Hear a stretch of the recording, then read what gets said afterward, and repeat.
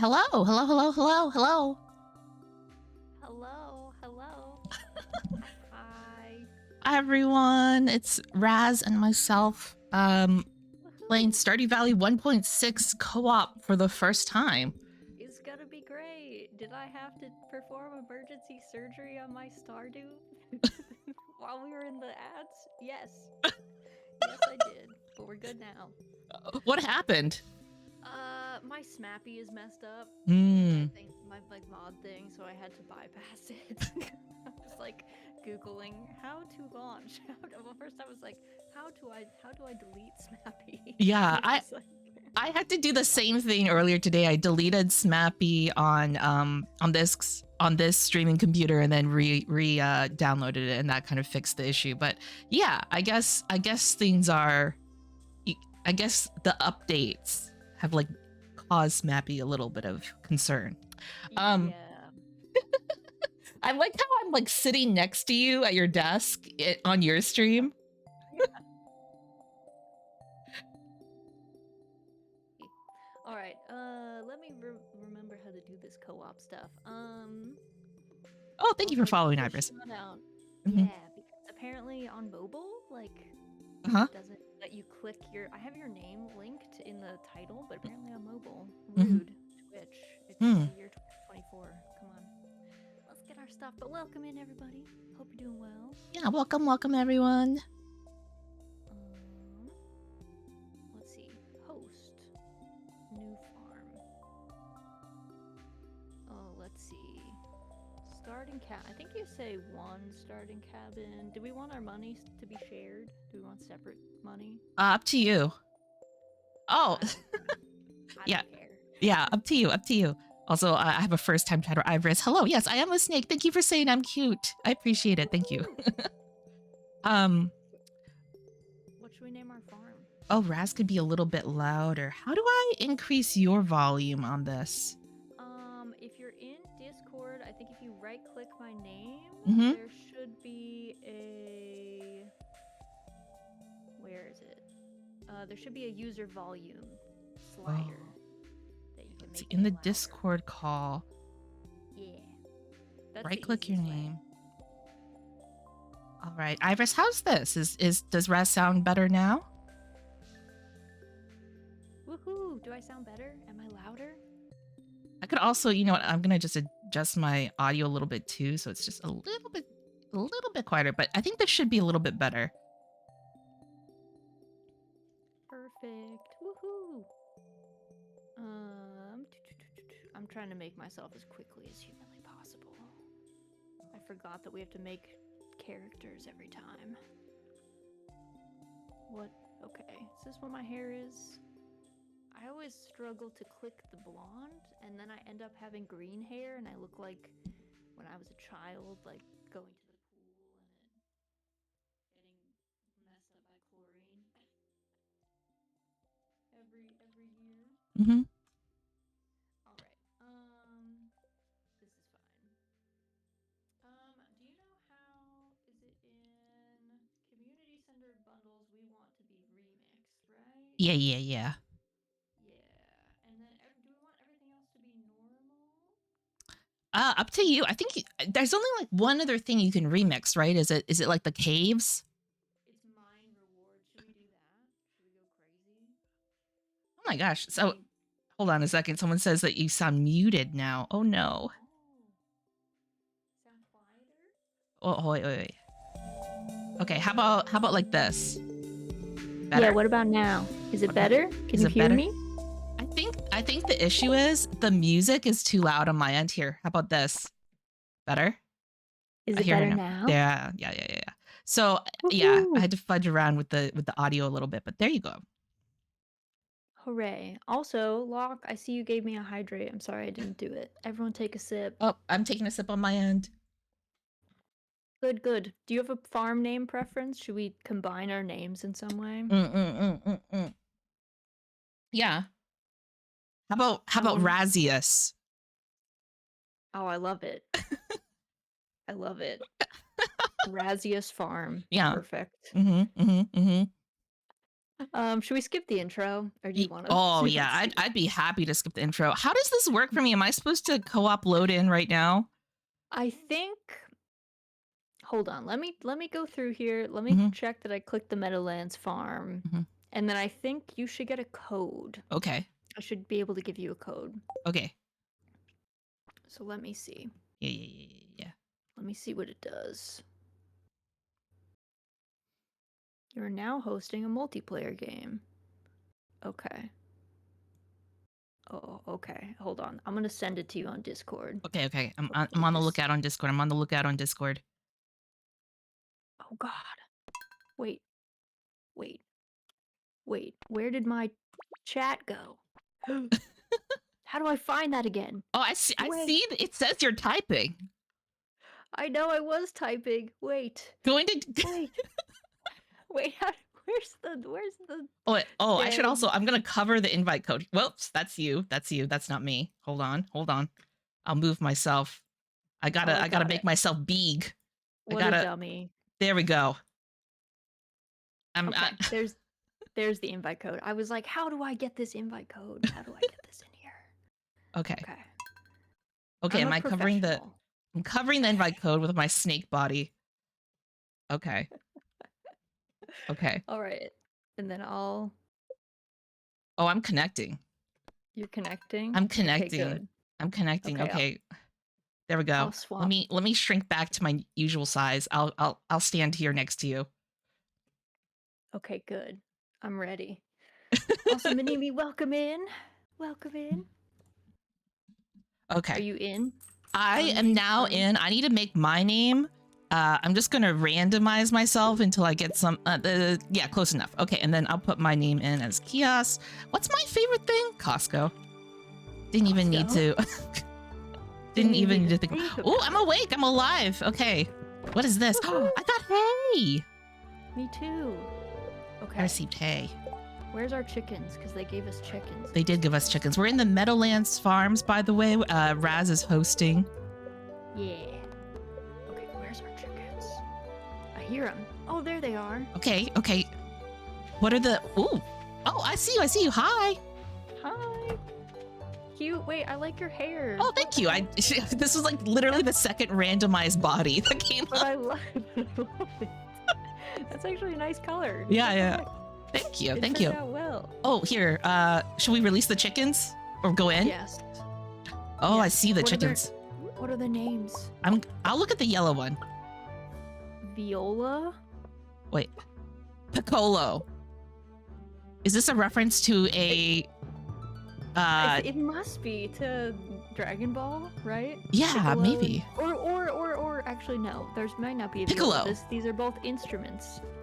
Yeah. Viola that and Piccolo. Okay. Viola, Piccolo. Okay, so we will have to stick with the instrument theme, I guess. Yes, I kind of like that though. That's really cute. I really like how we've been given the theme.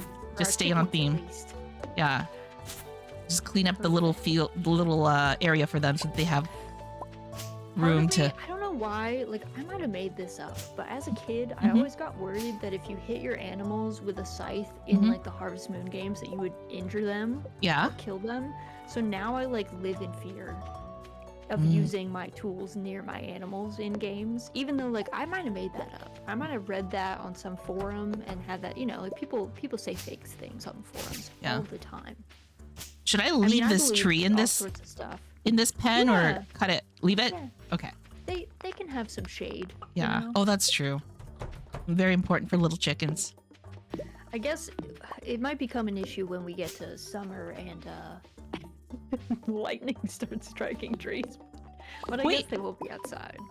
Wait, does the lightning strike the trees?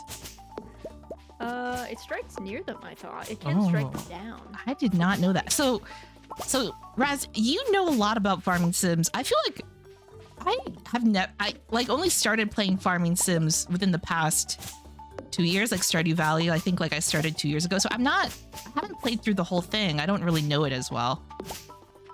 Well, it's been a long time since I've played through, so there's many secrets in Stardew specifically, but I feel like the gist of farming sims is just farm Mm-hmm. and do it at your own pace. I mean, some of them have endings where you're supposed to like get to the end, and then some of them are like, oh, here's your score, now go away, make a new save, like Harvest Moon SNES. But I think modern game devs find that cruel. So Yeah. they don't do that to us anymore. Yeah, after putting in like hours of your life into building the perfect farm. The worst thing is in Harvest Moon SNES, it gives you a score, Mm-hmm. and the score can be like, you suck at farming, and then the game ends, like your save file's gone. Like, What? that's it. You can't. Yeah. You can spend like hundreds of hours playing. I mean, you can't spend hundreds. I think it's probably like 30 to 50 for Harvest Moon SNES, but still, you spend, let's say, 50 hours. Mm-hmm. You get to the end, and then your score is like, wow, you sucked at this. Wow. And you get the bad ending cinematics, and Yeah. then it's like, better luck next time. And you know, it's a game that's marketed at children. I feel like that would, like, if you receive that as a child, let alone an adult, you know, it's already like heartbreaking as an adult, but like as a child, I think you would just be like traumatized, right? Yeah, you can't. You're not like resilient enough to weather that storm, I think, as a kid. I wasn't. I'm glad I didn't play SNES as a child. I don't think the perfectionist in me would have died. Would have just perished. You would have had a nightmare time there. Yeah. Tofu says, people lie on forums. What does the world come to? I know. Isn't that so cruel? People making up lies and then putting them on the forums, and we're supposed to know that. How was I supposed to know that people were, I don't know, making up conspiracy theories about what was in the shed on your property in Harvest Moon: A Wonderful Life? People told me on the forums, people would say that you could there's a chihuahua in Harvest Moon: A Wonderful Life, and people said if you like befriended Carter enough or whatever, he would give you the chihuahua, and I believed that. So I like went out of my way to like be friends with that man, and every day I was like, will today be the day that I get the chihuahua? It was just fake. It was just not real. Some adult on the forums just preying on us kids, watching us laughing, being like, look at these idiots. They think they know what they're up to. Okay, I'm gonna make a quick I'm gonna make a quick chest over here by our chickens so we can store all of our hay and stuff for them. Okay. Oh, that's a good idea. Ahead of time. We should probably get a silo at some point so we don't have to spend money on their hay. Silos take like 10 clay, right? And then we also need copper for that too. So we'll have to go to the mines. Yeah, we can go to the mines. We can also, I don't actually in beginning game, it's so hard to get money, but I was going to say like, you know, we could also just buy the copper, but it would take so much copper and it's so expensive early game. It would take a good bit. I have faith though. Yeah. We could do it if we put our minds to it. Nothing can stop us. Let's be real. Oh, so one of my viewers just said that their chickens were named Salt and Pepper. That's so cute. That's so cute. So they got the condiments run. Yeah. Or like the table stuff, I guess. Yeah. Tableware. What did other people get? Oh, I'm already out of energy, so I'm just gonna limit myself to scything. I think that's great. And crafting. Okay. But we actually got a lot cleared out. We did. We did. There's like an entire like arbor area, I guess, in zone 2 of this farm. Oh. I'm applying the permaculture idea of zones. I love it. Very important. Honestly wish that we had more games that did permaculture. Oh my gosh, yeah. It's an easy way to differentiate yourself. Uh-huh. And nobody does it. And I'm like, guys, This is lame. Mhm. Please. So where did you put the chest? Did you put it inside the? I put it in there, yeah, in their little pen. Okay, let me go put my stuff in there. My hay. Perfect. There we go. Okay, I see it now. All right. So I really like how we... cute the pen is. The little Yes. chicken run. I did see a cute mod for the coops though. I was eyeing. It added a little like chicken wire run to the outside of it. And it's not, I don't think the chickens can go in it, but it's just like aesthetically pleasing. It looks nice. I haven't even looked at the mods for 1.6 yet. That sounds awesome. That's so cute. Yeah, if you go on Twitter, the people are posting like the most aesthetic farms right now. So it's a good. I was mod spotting on Twitter. Yeah. And I guess we're both playing vanilla version for this run. Yes. Probably for the best, because I heard that, like, you know, the Stardew Valley Extended works with this mod perfectly, so it's like still running perfectly fine. But some of the stuff that you see in this game, because I am playing off stream, like, Yeah. I am playing off stream, is just really enjoyable to discover. So I'm looking forward to discovering it with you and talking about what we find. Yeah. Yes. I think. So this is like maybe a little bit controversial. Stardew girlies don't come for me, but I think when a game has a big new patch like this or an expansion, I think it's best to play it on vanilla, like turn off your mods. Yep. Or make a new save or something, because I don't know, you just get to see so much cool stuff, and you might miss things if they're like patched over or something. You know, like some of the mods remove things, and you know, maybe you wanted to, I don't know, see things for the first time. So yeah, I always recommend that, because then I feel like you get the full experience at least once. Okay, it's 8:20. You know what I might do? I have like 10 mixed seeds for tomorrow. Yeah. I might make a chest right in front of my cabin, or right between our two cabins, actually. Yeah. Right by this tree. And do you want to just like store seeds and like other miscellaneous things in it, and we can just share it? Yeah. Okay, yeah, we could put like all of our early game mats and stuff in there, and then as we like get more stuff, we can make more chests and be organized. Yeah. I'm heading into town so I can go bother people at the saloon. Yes, same. I've been harassing. Of course, everyone's giving me the classic. We largely hate you. It's like, okay. We don't like strangers around here. Exactly.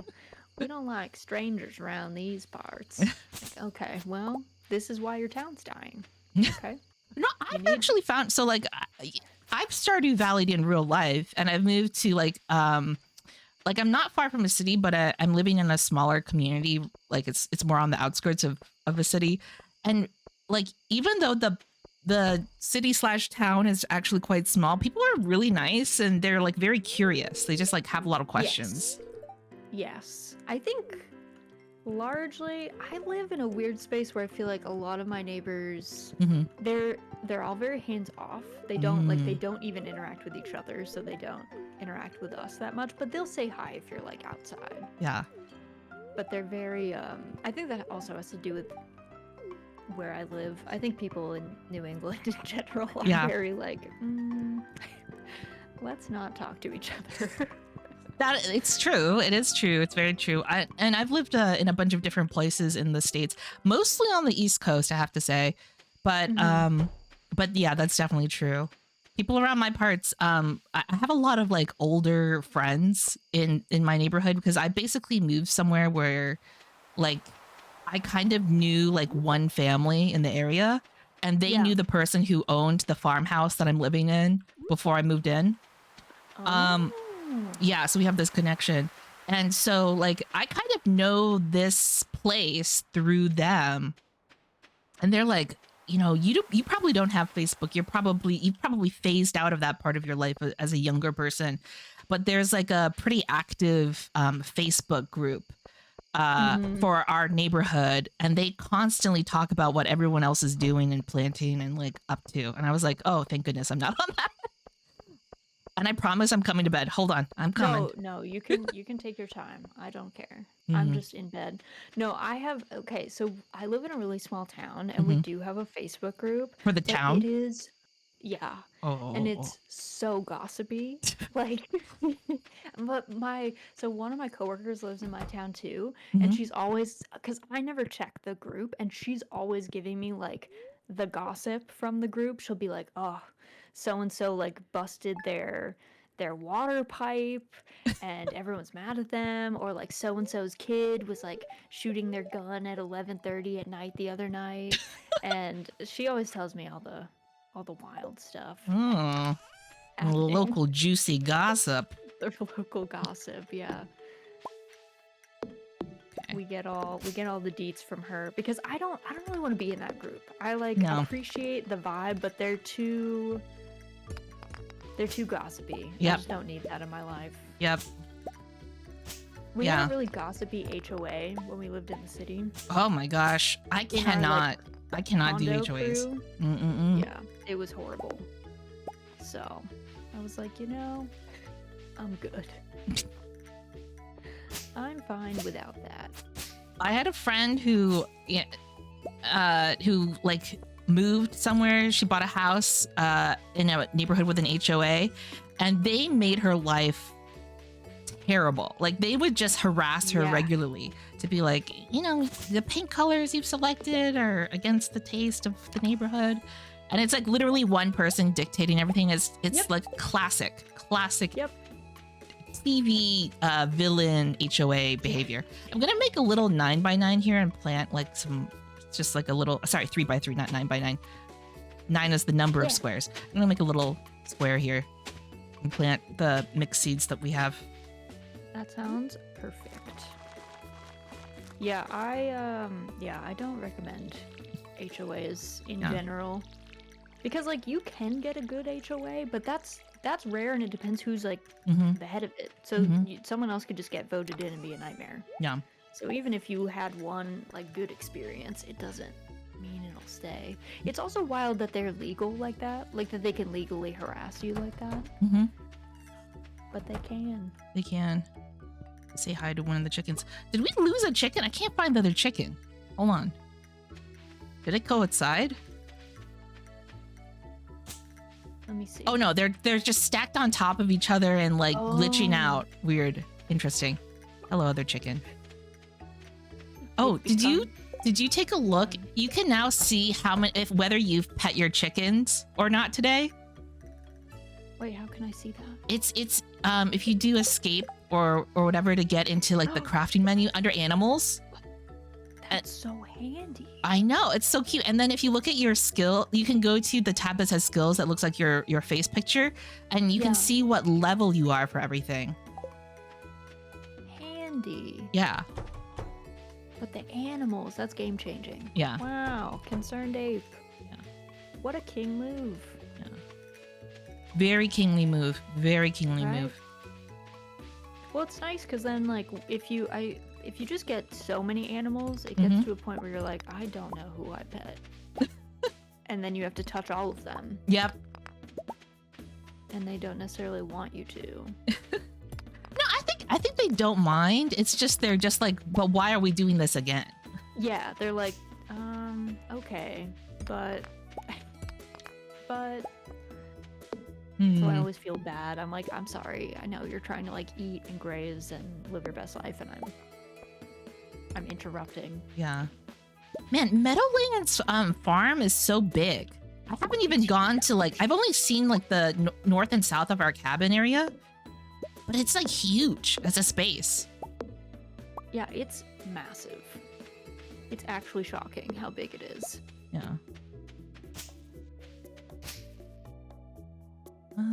Let's see. Oh, and today is like the second day, so we can go get our fishing rods too. I might head out that way as soon as I use up all my energy. Yeah. I love clearing out the first few days. Yeah. It's very therapeutic It to is. just be like clearing and vibing. Yeah. Also, you get all the free seeds. True. Holy cow, there is so much space. I found the exit out into The is it south, and it's like Marnie's? a Yeah. mile away. Yeah, it's like it's so far away. So far away. Yeah. Holy. Okay. Yeah, I'm finding the corners. It's like I'm trying to do a puzzle, you know, like you try and do all the edges and corners first. Mm-hmm. Map it all out that way. Yeah. It's kind of neat.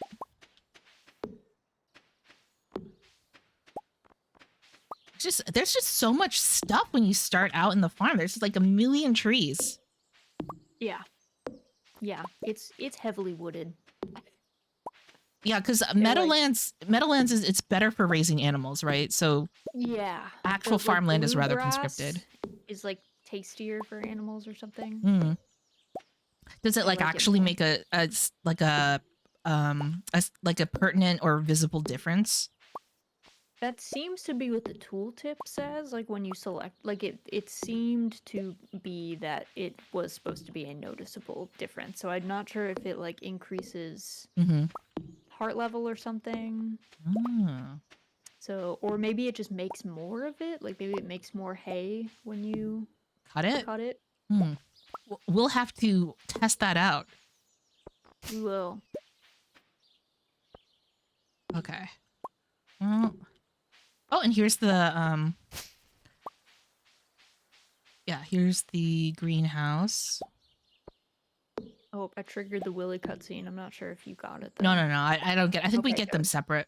Okay, Okay, I've good. just used up all my energy for the day, so I'm gonna go head over to that general direction. I'll see you around there. Yeah. And drop off some of my resources. Perfect.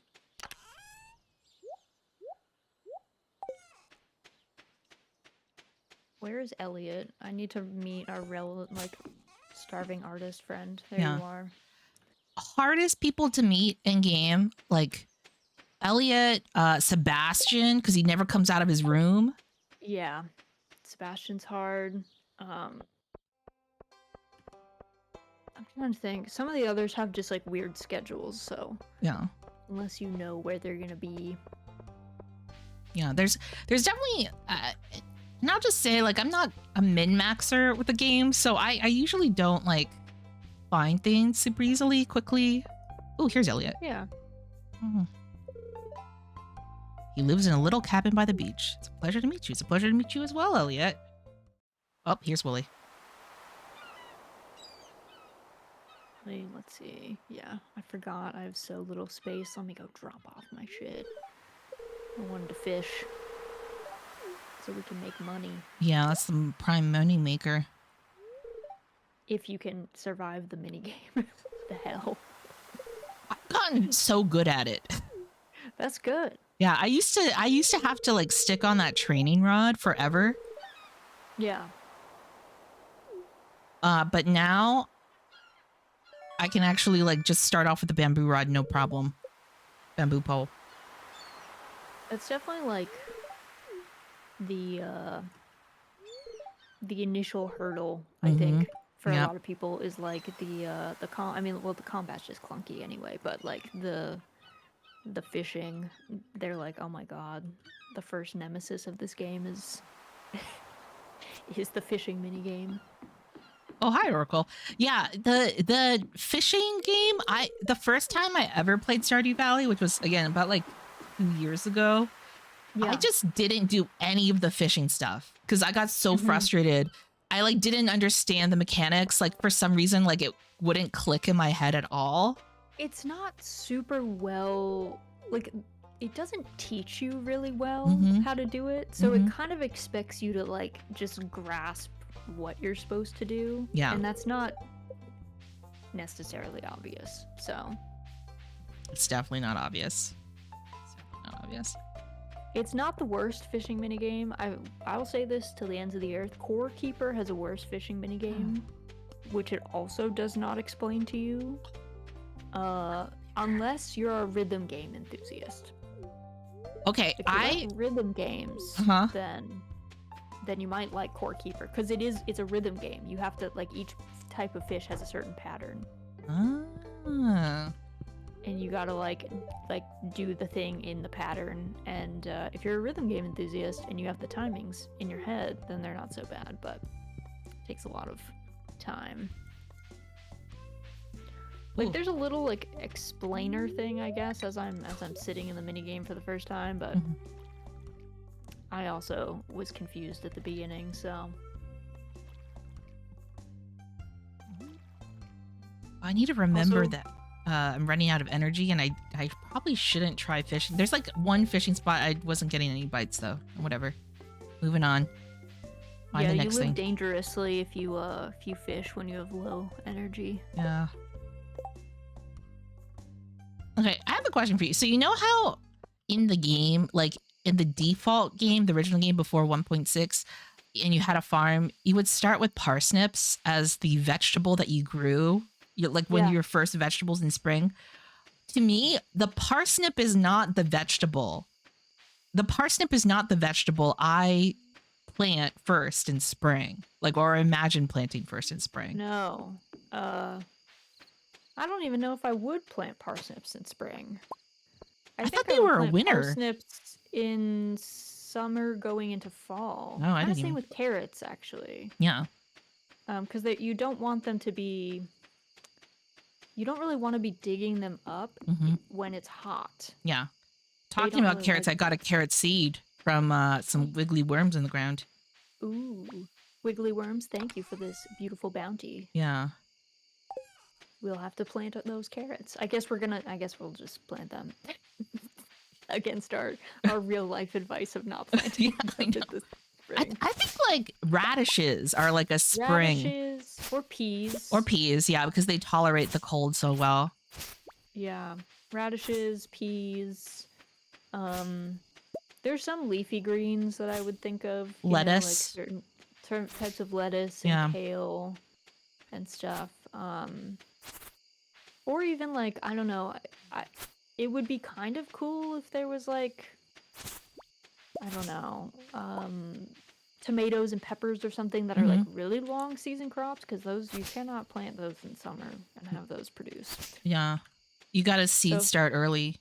exactly. I mean, I wish games had seed starting. I know. I watch. So, for those of you in my chat, I don't know if you've seen, but Raz made a really good YouTube video recently about features that she wishes were in farm sim games. Let me just. Do you want to talk about? Well, I'm just gonna go look it up so I can like share it with my chat because I. Yeah, Let's see. yeah. So, well, thanks for the shout out, the Oh well, of boost. course, of course. Um, yeah, so I was just talking about like basically like a wish list of features that I wish were in farming sims that we just like never really get to see, or they do exist but they're in very rare like one-off games and they never become a staple. So first of all, we have a horse in every single one of these games. Why do we not have a plow? Yeah, That's what I want to know. I'm yeah, tired of tilling by hand. yeah. So that's pretty busted. Um I really want like livestock guardian animals. I think that would require that predators make a comeback. But I wouldn't be mad about that. I know that some people did not like the wild dogs in like the early Hmm. Harvest Moons, but I don't mind those. There were I thought wild they were, dogs in early Harvest Moon. Would yes, they and they would like attack your come, sheep and stuff? yeah, they would Oh, come onto your property and a little like you too needed your real. yeah, it was like they would like really go after stuff. So you needed your fencing to be good and you wanted your dog to like be good. You could chase the wild dogs down yourself, at least Hmm. in like the N64 version, and like hit them with the hammer or whatever, but tricky. Yeah. um but I think like guardian livestock guardian animals would be fun. And then like um I want seed starting. I Hmm. want seed starting really bad. Hmm. I think that would be so joyful. Yeah. um I forget what else I put in. I put so many things in there, but my mind is now blanking. Um, those were like my main gripes, I felt like, but I have many. There's lots of mechanics. I wish permaculture was in there. I didn't put that in the video because I Hmm. didn't feel like explaining permaculture, but one day maybe I'll have to make a whole video about how permaculture could be included Mm-hmm. or The be game. used as an educational tool. I was That could be gonna fun. say like it would be a good way to kind of teach people about kind of some of the basics. Oh, whoops! It's too early to go meet people. I was gonna try and go meet people, but Me too. I just I realized went it's to like it's 7 a.m. and no one's awake until 9. I went to Robin's and it was like, girl, stop. Yeah. Stop this. Oh, because it's raining, that means Sebastian would be out, right? I think he will be. He sometimes is also wandering around at night. I'm trying to figure out who I haven't. I guess I haven't met Penny. Oh, I Maybe haven't met a lot of people. I haven't met Penny. I don't think I've met Jazz. I don't think. Yeah, there's a few people. I'll have to make the rounds today. So, our main topic for today was our historical reality TV shows, which, for those of you who don't know, there was a brief period. Well, there was a brief period where it was very popular. In the early 2000s. I mean, brief, it was like 10 years, I think. Like, Well, there was like a brief period where it was like every year one Yeah. was coming out, and then there was like a resurgence, I want to say, in like 2015. So there was this period, especially at the beginning of like the early 2000s, when reality TV was like a big thing, and everyone was hype about those shows, that they were like, you know what we should do? We should get these normal people to volunteer to live like it is a historical time period. And then we'll film them. And we'll see what they get up to in there. And as you can imagine, most people had a bad time. But it did make for kind of excellent television. And now there's a ton of these shows. Yeah. And they are both interesting from a historical standpoint, and you watch a lot of people having, I think, a bad time, I guess. I have to say, it was like a phenomenon that was prevalent in the English-speaking world on like both sides of the Atlantic. So Yes. it was like a British phenomenon, and at the same time, like an American phenomenon. And I think even though like Brits and Americans tend to have very divergent tastes when it comes to reality television, the outcomes are often, I don't know, did you find them quite similar? I kind of find them quite similar. Yes. Yes. I think like I think what's so interesting also, Remy, welcome in. I see your rating in. And Z, oh my goodness, you girls. Hi everyone. Welcome. Welcome, Raiders. Welcome, Oh my Raiders and goodness. Raz's chat. We are doing something less wild than Democracy and Helldivers. We raid you back. Welcome. I hope you guys had fun doing the democracy thing. We're talking about historical reality TV shows. It's so interesting, Kios, because I agree that the outcomes were largely the same in both places, which I'm kind of shocked at, like you said, because I do think that people have largely, like the TV shows, we have largely different taste. Yep. But for some reason, we bonded. As we probably have not since, I don't know, Pre-1756? Yeah, yeah. But for some reason, we were all obsessed with these shows. Yeah. Also, Z and Remy, if you guys have to go eat or rest or get a drink or any of that good stuff, please do so. Definitely don't feel pressured to stay, but thank you for bringing everybody by. I appreciate it. But yeah, so the first, it's not technically the first show, because I found one that was actually filmed in the 70s, if you can believe it, that I've never seen before. What was the one that you saw in the 70s? Because I've seen not historical reenactment shows, but this kind of reality television style show from that period as well. But it was about like children, and I can explain further, but I want to hear what you found. So I've never seen this one, but I found it in the wiki. There was a show filmed in 1978. I believe it was a British show.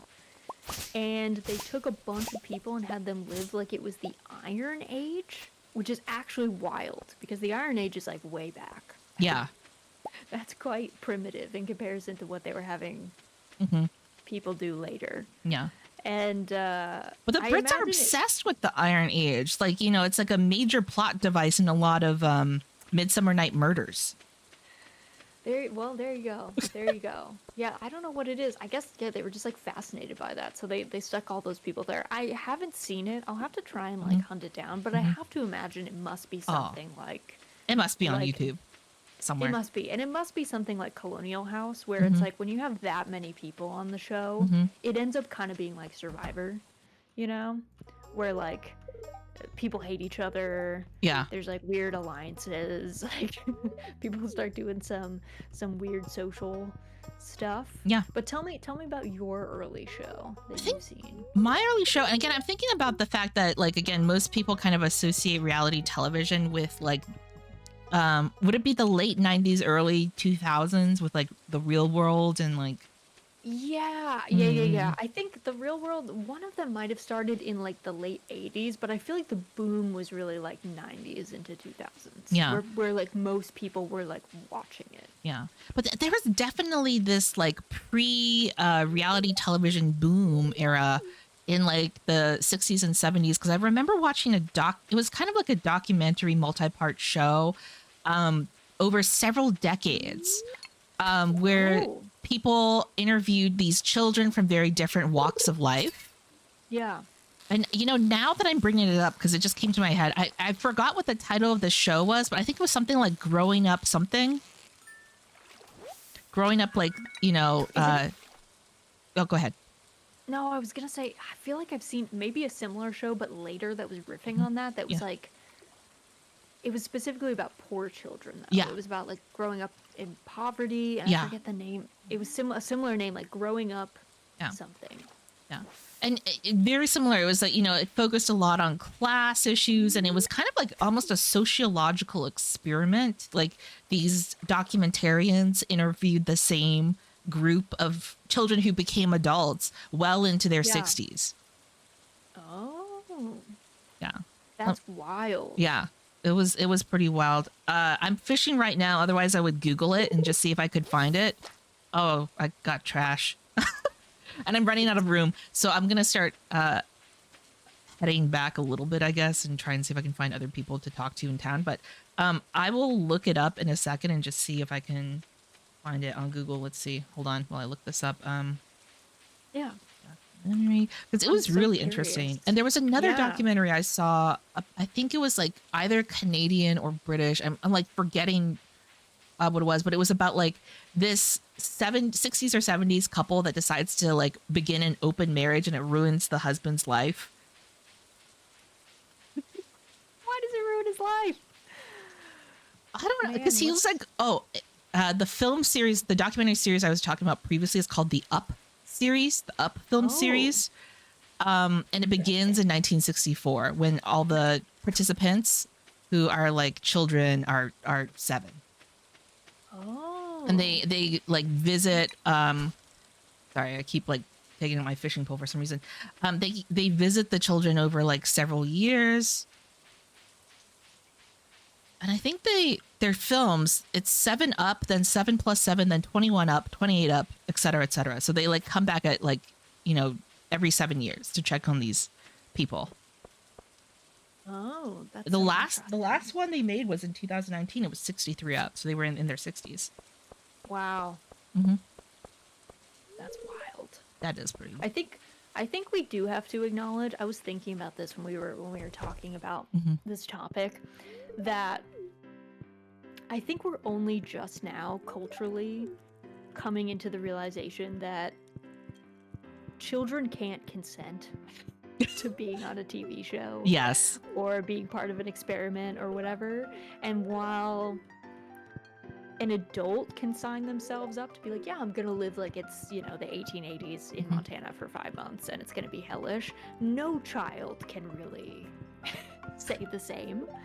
So there is always this, like, I feel like in a lot of these TV shows, there's this like hidden cost of these children that are like at the time we didn't think of it as exploitation, but I think in the modern era we can acknowledge It is definitely exploitation. Yeah. Yeah. Yeah. Which is unfortunate. I know there's like definitely a lot of discussion about that, especially when it comes to like, you know how on YouTube there's a lot of people who document their families, like their YouTube families. Yes. And like kids, like those kids are now old enough to talk about how they hated that so much. Yeah. Yeah. Yeah. And how like it was a really disruptive part of their life. Yeah. I mean, at this point, I feel like I get like really radical about these things, but I always feel like I'm always like at the edge where I'm like, maybe we should just ban like children should not be allowed to be entertainers. Maybe we don't have child models. Maybe we don't have child actors. Yeah. Maybe we don't have any of that because it seems like the adults around them do not seem to be capable or willing to like work in their best interest, sadly. Or set up like appropriate boundaries. I mean, like, I'm thinking too, you know, in Japan, they have that show where the little kids do like chores or little errands in different places. Yeah, it's like My First Errand or whatever. And it's like, it's very cute, but you know, like what are the ethics behind that? Because mainly it shows the children like, I don't know. I don't know if that's having like a bad time. Most of the time they're having a good time. They're like very independent and they got it together. Sometimes they have a meltdown though, which is rare. The little anxious ones are like, I'm scared. This is stressful. That would have been me. I would have just perished. I wouldn't have made it. Yeah. But yeah, I was thinking of that when we were talking about these, because when we were talking about some of the shows that we were like rewatching recently. Oh, they're chock full of children. They're chock full of children, right? And so it's like, it's really challenging because like as much as it's shocking, I think, when you realize like on the one hand, children are really resilient to a lot of the stuff. Like I feel like the adults struggle with a lot of garbage. Because they just are unable to handle like dealing with things being different and like the level of drudgery and like hard work that they're being asked to do, and the kids are maybe a little bit better about that, but at the same time they did not sign up to be there. They couldn't have had that conversation and be like, yeah. Or I mean, if they did like quote unquote sign up, you know, it's more like they were asked by their family members, and there's a kind of a way in which you can't say no. It's not exactly coercion, but it's but it is just like the authority of my household. My guardian is like telling me that this would be fun, and they're presenting it such terms that, you know, like I cannot say no because I don't have any sort of kind of authority to do that. Right. Yeah, it's complicated. It makes watching some of the shows hard, I think. Specifically, did you ever watch Kid Nation? Oh. Is that the one where they put like, it's like a group of boys in a house and then a group of girls in a house, and they like, it's like a Lord of the Flies type situation where they have to set up the rules and like live on their own? No, but I have heard of that one. I had never seen it, but I've heard of that, and I was like, that is wild. Kid Nation was, they took 40 children and they we have eggs. them all out to the desert. Yeah, I grabbed some yesterday. I forgot that we like hadn't seen our chickens because it was like raining. Whoops. Like, oh, yeah, I guess we should say hi to them. Yeah. They bust all these kids out to the desert. And they had this like fake, whatchamacallit, like, I don't want to say ghost town, but it was kind of a ghost town, like an old Wild West town set up for them. And they were like, okay, kids, there's no adults here. You guys set up your own society. And then they made a reality TV show about it. And there were some weird like Survivor style like mini games and stuff. And the kids were in teams at some point. But like looking back, it's so cruel. Like these kids are not having a good time a lot of the time. Because like, you know, like a lot of them, and it's like their ages range from, I think the youngest was like 7 or 8. And they go all the way up to 16, which first of all, that's a wide range of ages and maturity levels. which then of course the older kids get like parentified and are having to deal with like the stress of being in this situation, and also like having these really young kids that are not able to do work but also are struggling emotionally. And then they're just being filmed all the time by adults who will like won't help them when, you know, they like are struggling to cook for themselves. And yeah, I don't know why it was like filmed, and I feel like it was on like PBS, and I was like, this is shocking that you guys thought that this was okay. And it was done like 2011, 12. This was on PBS? Yes. It was on Wow. PBS. Wow. That's why I was like, this is shocking. I didn't think PBS would do this. Yeah. But yeah, it was a wild time. It was a weird one. For those of you in chat or watching who are not from the States, PBS stands for Public Broadcast Station, and it's like the station meant for kind of the public. It's very educational. I'm sure you have something very similar if you're in a different country. Yeah, exactly. So like the fact that PBS did it had a show like that was kind of like, oh my god. Yeah, you guys are normally from the people who brought you Mr. Rogers' Neighborhood. Right? Yeah. Mr. Rogers right alongside Kid Nation, where they're making the children butcher chicken. They made the children butcher chickens. No. They did have like, the caveat was like one of the 16-year-olds was the son of a butcher. Oh. So he knew how to do it, and he was the one butchering it. But the other kids were still there watching. And Yeah. They butchered these chickens, and they were definitely not emotionally ready for the realities of the food system. So it was a choice. But these historic like reenactment reality television shows that both of us are obsessed with are like a very specific kind of subgenre, because they can have Survivor-esque challenges to them, or most of the time there's just like people trying to reenact things in ways that are just kind of like there's no like host, there's no like presence to tell them what to do.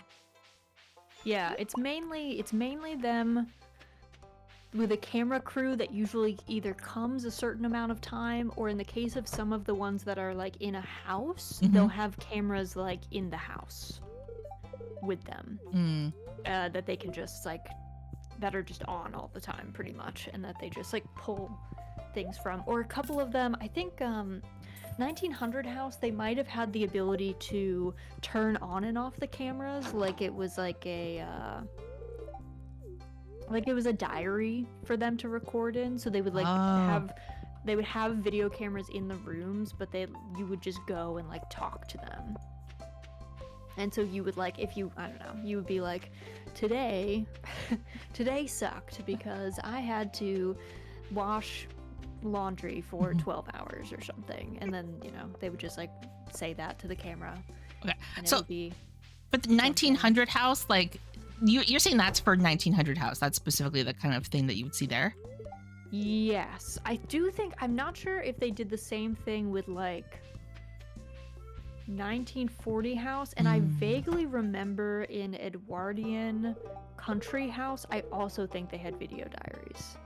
Interesting. But they had, I think Edwardian Country House had a specific setup, like either a room, because they were in a big country mansion, like a Downton Abbey style house. Yeah. So they definitely had like at least one room where you could just go. A lot of these other ones, it was like the house is not that big, so they just stuck a camera in the corner of the room, and they were like, use that.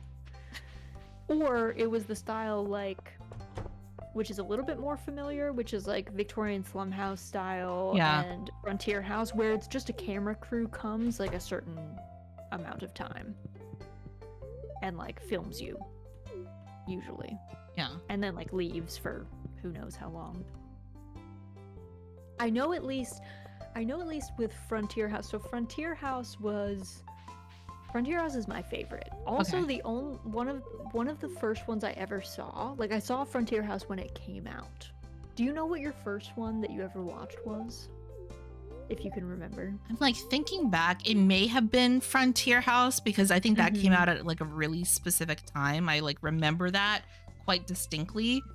But I think it was either was it Edwardian the house where it's upstairs downstairs and some people are like it's not Yes. Edwardian house. It was earlier, right? Because it was more like the romantic Edward era. Edwardian Country House is the one where it's one family upstairs and then like 15 people as the servants Yeah. downstairs. Is that the one where there was a guy who wanted to become the permit? No. Okay, I think the Hermit was Regency House Party, which was a weird dating show. Yeah. I And think one of the dudes was like, I want to just become a hermit. Yeah. And he begins a torrid affair with like an older woman. Yes, because they had chaperones for all the girls. They had like older women chaperones, and yeah, I think that one was so wild because that one was so strange because I think the order of them. So 1900 House was like the first one, and it was a huge success because it was filmed in 1999. So it was meant to be like the last year of the century. Yeah. And it was supposed to be going back 100 years, and it was like people were pretty hyped about it. And it was a British show, and so it did really well on the BBC. Or actually not BBC, it was Channel 4, I guess. And then PBS brought it over to the US, and then people were like enthralled with it. And then the year after 1900 House, I believe they did Frontier House, which was 3 families living in Montana like it was the 1880s for 5 months. Yep. The 1900 House was only them living in the one house for 3 months, and the kids still went to school. The wife took time off from work, but the husband still went to work. And like the kids wore no normal clothes at school. And then I think after that, I want to say it was then Edwardian Country House. And then it was Regency House Party, I think. So Regency House Party is where they were like, oh, but what if we throw in, like, people really like these, like, Survivor game shows, or like The Bachelor or something. Must have been happening at the same time. So they were like, what if we mash these up? And it just, I don't think it did as well. No. It was still funny, but I don't think people were as, like, interested in it because it was a shorter time period too. Like I think they were in that house for like a month or something. Like it wasn't super long from what I remember. Yeah. I mean, so you watched the first one of these that kind of came out in that kind of pivotal year, the 1900 House. I don't think I actually watched that. What was that about? So it's so funny because I didn't watch it 1900 House when it came out, but I had seen Frontier House and was like, I had watched Frontier House, Colonial House, Texas Ranch House, which is a trip. Texas Ranch House. I'm writing this down. Texas Ranch House is a trip. And I was like pretty obsessed, but I had kind of forgotten about these shows. And then in college, I took a 19th century art class. Awesome. Or it was like 19th century and then like a little bit of early 20th century. And my professor was like, we should watch 1900 House because it'll give you a really good idea of like what the interiors of people's houses look like and material culture. So, and she told us to just go on YouTube and watch this illegal rip of the show, which is so funny. Yeah. So we just like went and casually watched 1900 House, so the premise of 1900 House is it's one family. They took this house that it was a terrace house, so like a townhouse style row home, and they gutted it. It was originally built in the 1860s, but it had definitely been like remodeled to be a little bit more modern. They gutted it back to like the studs and rebuilt walls and stuff so that the layout was the same as it would have been. And then they kitted out the whole house with like period gear. They had like a period stove, and the whole point was that they wanted to pick a middle class family in real life, and they wanted to have the family, their circumstance in the show, be middle class in 1900. So they were really interesting because they had a lot of stuff in this house, but they were distinctly not rich. So they could afford like a maid of all work, for instance, but like that took like a pretty significant part of their budget to do that. So a lot of the work was done by the women in the home. So it was this mother, the father, their 16-year-old daughter, Uh-huh. their twin 11-year-old daughters, Uh-huh. and I want to say their son is like 7 or 8. And then they're all just living in this one home. And I want to say, I don't know if all the girls slept in one bedroom or if it was like the twins in one room, the 16-year-old in her own room, and the son in his own room. But there was a decent number of rooms, but the house is it's very true to the era because it's extremely cramped, narrow, and dark inside. And the family was going to live there for 3 months, and they were supposed to live like it was 1900, so they would get all of these local bakers and butchers and grocers would come to their door, and like milkmen would come to their door because they don't have a refrigerator. So every day people would like show up and like have things to sell to them, essentially.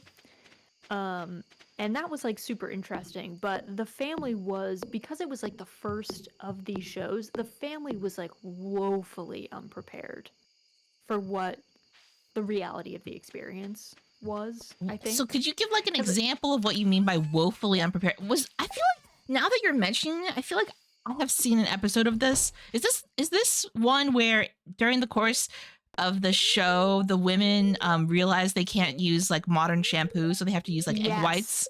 Yes, and they sneak off to the grocery store and they get real shampoo, and then they feel bad about it and pour it down the drain. That is what is meant by woefully unprepared. Also, hello, Vocal. Yes, this is Vocal just wrote, holy shit, a crossover greater than the Avengers. Yes, this is this is a great crossover. So 1900. Oh my gosh. Okay. So what are the other things that you saw? Because you were rewatching this. You were learning more like about this family. I only have very vague memories of this. So the big one. Oh God. Hello, Marnie. You see this cat here? I do see this cat. I don't see a cat. Okay. She's showing me a cat. Okay. I think it's a stray. Okay. So we should adopt it. Yay. I think it likes this place. Yes, we're gonna adopt this cat. What should we name our cat? Should it be on theme with the other instruments of this farm? Oh, yeah, true. Maybe we should do musical instruments. We could do. We could do cello. We could do oboe. We could do saxophone. We could do trumpet. Tuba. Oh, Tuba might be a cute name for like a fat cat. Yeah. I think Tuba would be good. I don't know why. That just makes me laugh. Let's do Tuba, because like our cat's gonna be well loved and have plenty to eat. Yeah. Plenty of treats. All right, let's do Tuba. Blessed Tuba. Perfect. Tuba's thriving. So, okay. So in 1900 house. So here's the thing. This is like a classic trope that I'm sure that you will see echoed in like the shows that you watched too. It seems to me that in almost every one of these historical reality shows where it's normal people being asked to live in the past, it's almost always the wife that signs up. Yep.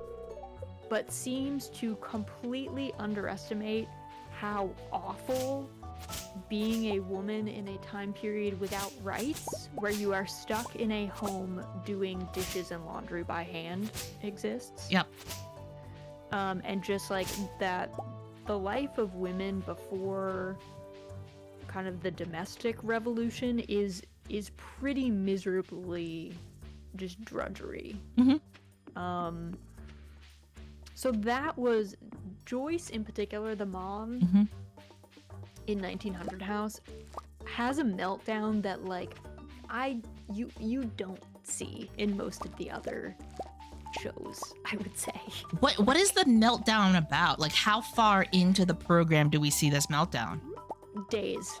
She has a Within meltdown on like days? day 2. Yeah, like day 2 or 3. Wow. So it's like it's literally episode 1 that she has her big meltdown. So basically, to be fair to her, Mm-hmm.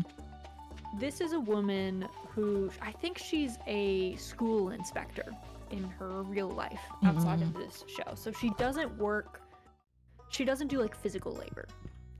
And she definitely did not like work out beforehand. Mm-hmm.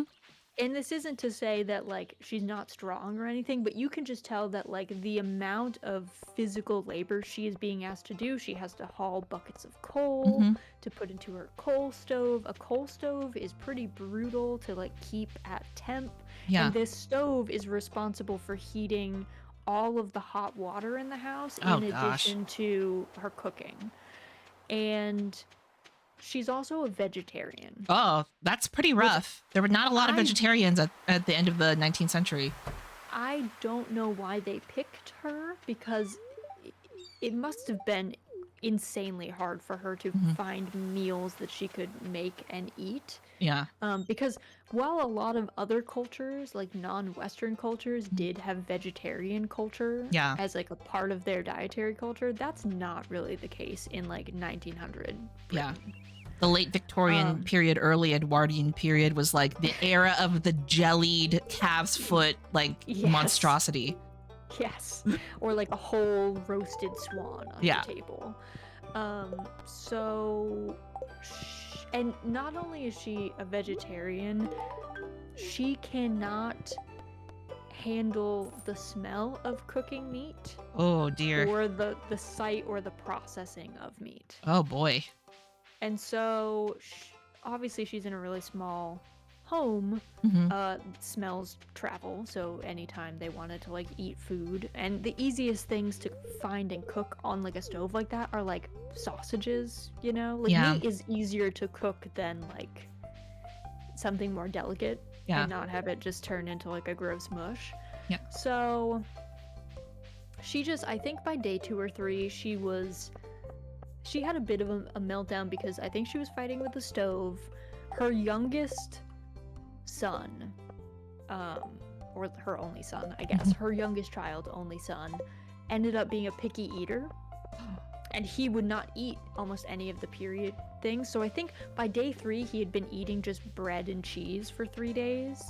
And was, I'm sure, you know, he's a kid. He's like 7. He's like complaining about like, my stomach hurts, like I'm hungry all the time, but like she feels like she has nothing to give him. And the stove is acting up, and everyone's complaining about how like they can't get hot water for the bath. And she just has an absolute meltdown. Like she starts screaming at her husband. They get in this like big fight. She goes outside and just starts like crying and like screaming in their backyard. And I feel bad. And I think also too, again, all of these people, I don't think they had very much like training time, because again, this is like the first show that they had done this in a period like this. So they just gave them guidebooks that were period guidebooks on like how to set up a home, but they didn't like send them to training to be like, here's how you use borax, here's how you cook on a coal I thought stove. they did send them to training for one thing specifically, which was like, how do you deal with your period as a woman of this period? Yeah, I think they must have said something to them, because my girl Joyce got on her period quickly, which was part of the meltdown, she thinks. she later was like, oh, that explains why I was like a literal nightmare last week. And she had fashioned like basically like a primitive pad for herself. But honestly, yeah, she has, it's her and 3 daughters in the home. Yeah. Must have been very stressful, because it's not like sanitary products were really a thing in the way that we conceptualize them. So I think they were all struggling with that. So I think that's maybe one of the only things they like told them outright, but otherwise they were like, I don't know, check these books. Good luck. So then obviously like I think she is as the mom and the, like it being in a domestic situation, the cooking and the cleaning and the heating of the home falls on her. Yeah. So she just has kind of a meltdown Oh, about it, poor which is a Joyce. common theme Mm-hmm. in a lot of these. I feel like the moms feel bad about how badly it goes Mm-hmm. early on, especially. Yeah. Yeah, I mean, well, I mean, it does go to show like how important technology was historically for like the emancipation of women's time and energy. Yeah. Like Yeah, 100%.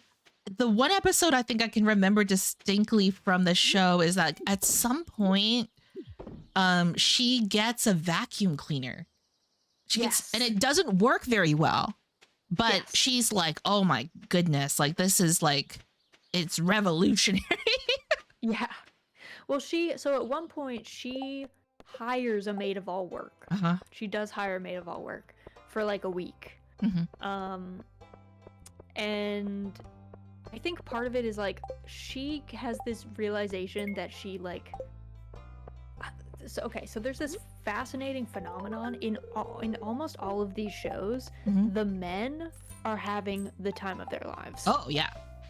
They are deeply enjoying the patriarchy and Yeah. the really strict gender roles and how they tend to have like a lot more freedom Mhm. and they can do a lot more stuff, and that their wives are supposed to like listen to them or whatever. Mhm. I mean, how much they actually roleplay that in the time outside of the cameras rolling, it's hard to say. Mhm.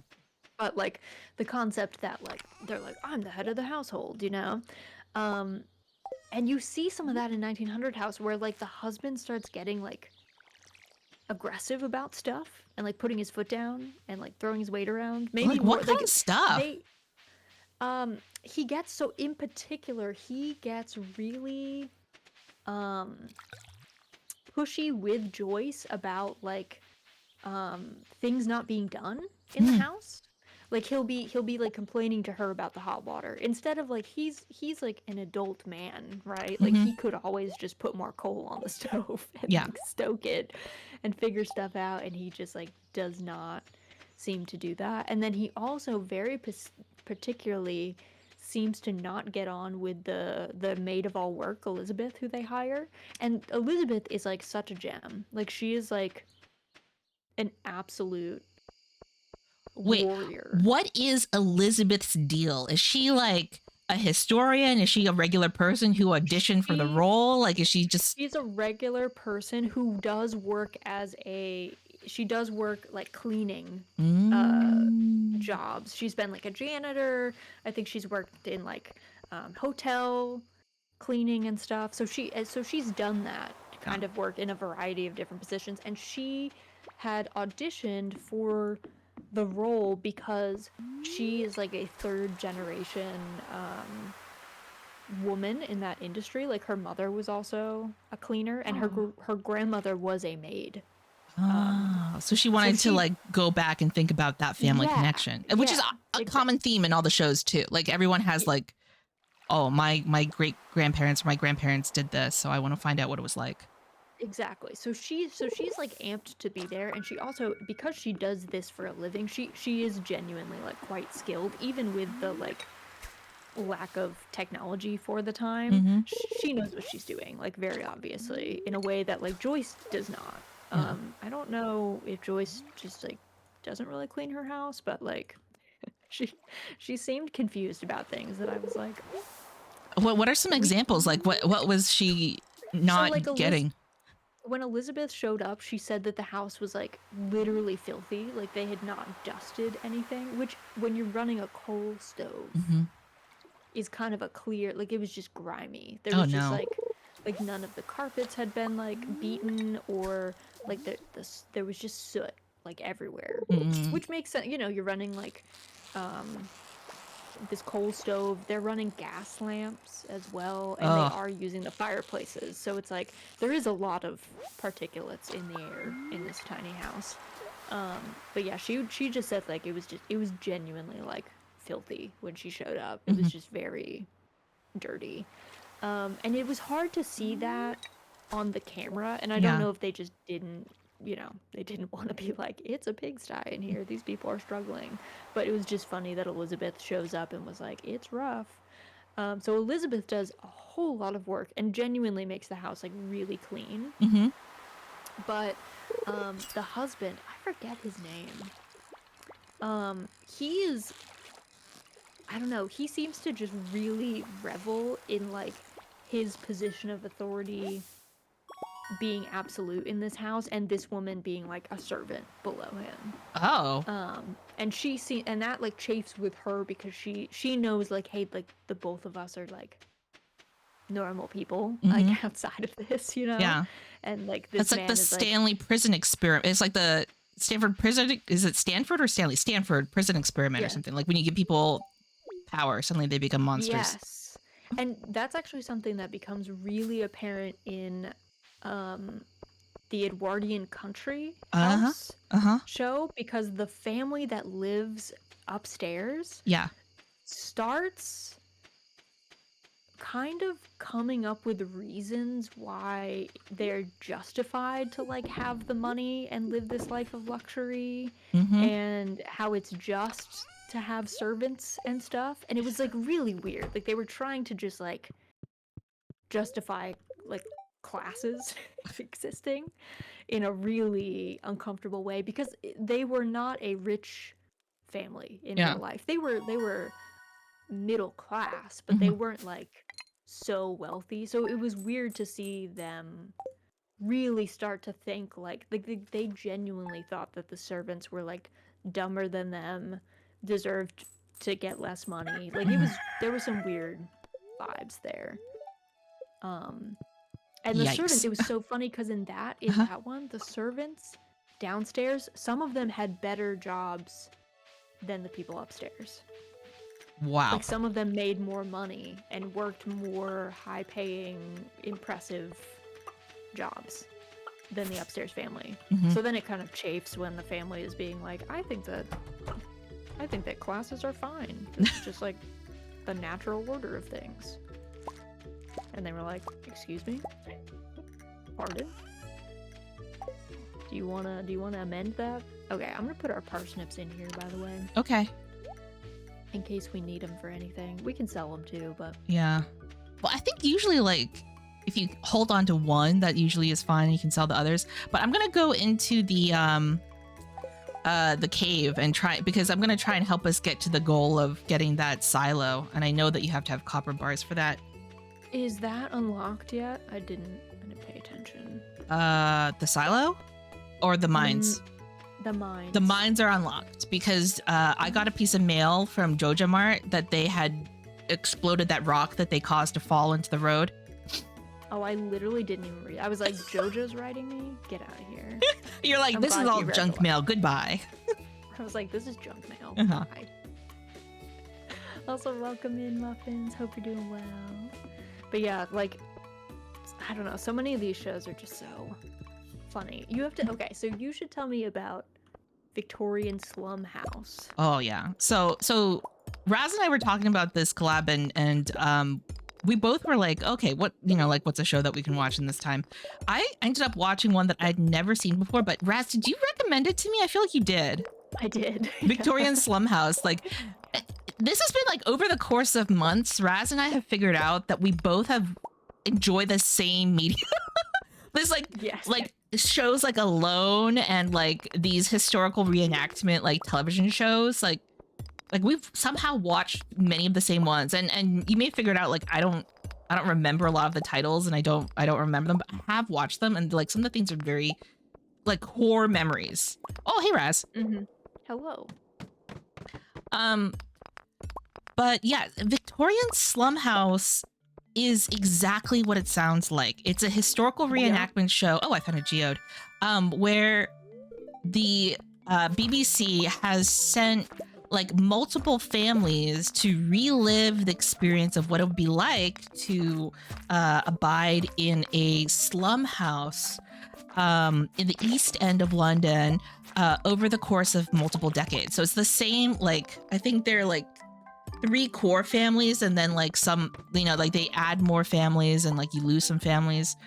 like three to five. I would actually want to say 3 to 5 core families over the whole show, and they lived through multiple decades. So it's like the 1870s through the 1910s, 1920s. And it is. Is it every week that they change decades? It's ostensibly like they're staying for the week, but this is something that you and I talked about. I feel like this show, more so than others, like has some definite like. There's no way these people actually did the things that they said they did in this. Let's just put it that way. Like, there's no way. No. No. There's no way. Yeah. Because like making what was it? Paper flowers for 13 hours? Yeah, because okay, so in your show everyone was like they were like middle class, or like in the example of a Edwardian house where you had like upper and lower classes. This show was only about people in the lower classes and like the kind of like subsets of poverty that you could exist within during the late 19th century, early 20th century in London at that time. And so like you get to see at a really minuscule kind of level, like a minute level, like what the differences are, and they are horrifying. So like in the first couple of episodes when it's the 1870s, there's like everyone's impoverished, they all live in the slums. There's one family that consists of a tailor, like he's the father, and his wife and kids, and they actually are doing okay, like relatively okay. Do you remember this family, Raz? Yes, I do remember them. And like in real life, in their modern lives, the father is like a fancy tailor for like bespoke men's suits.